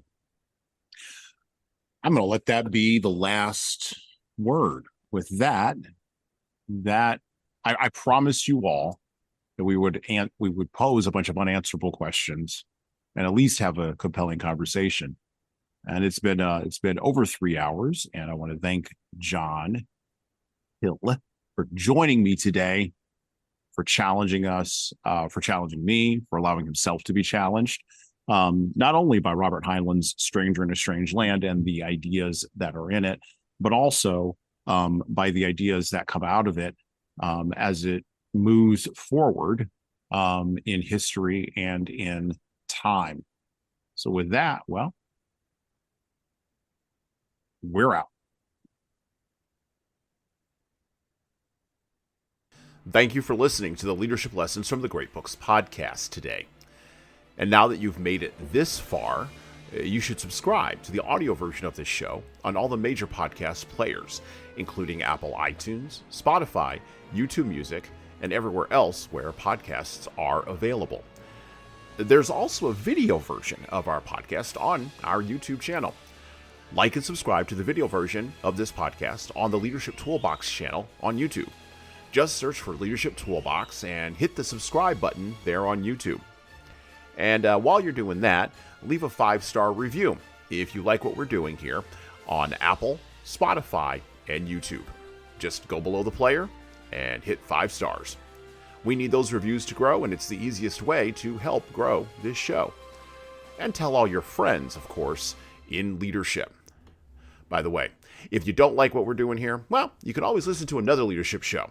There are several other good ones out there. At least that's what I've heard. All right. Well, that's it for me.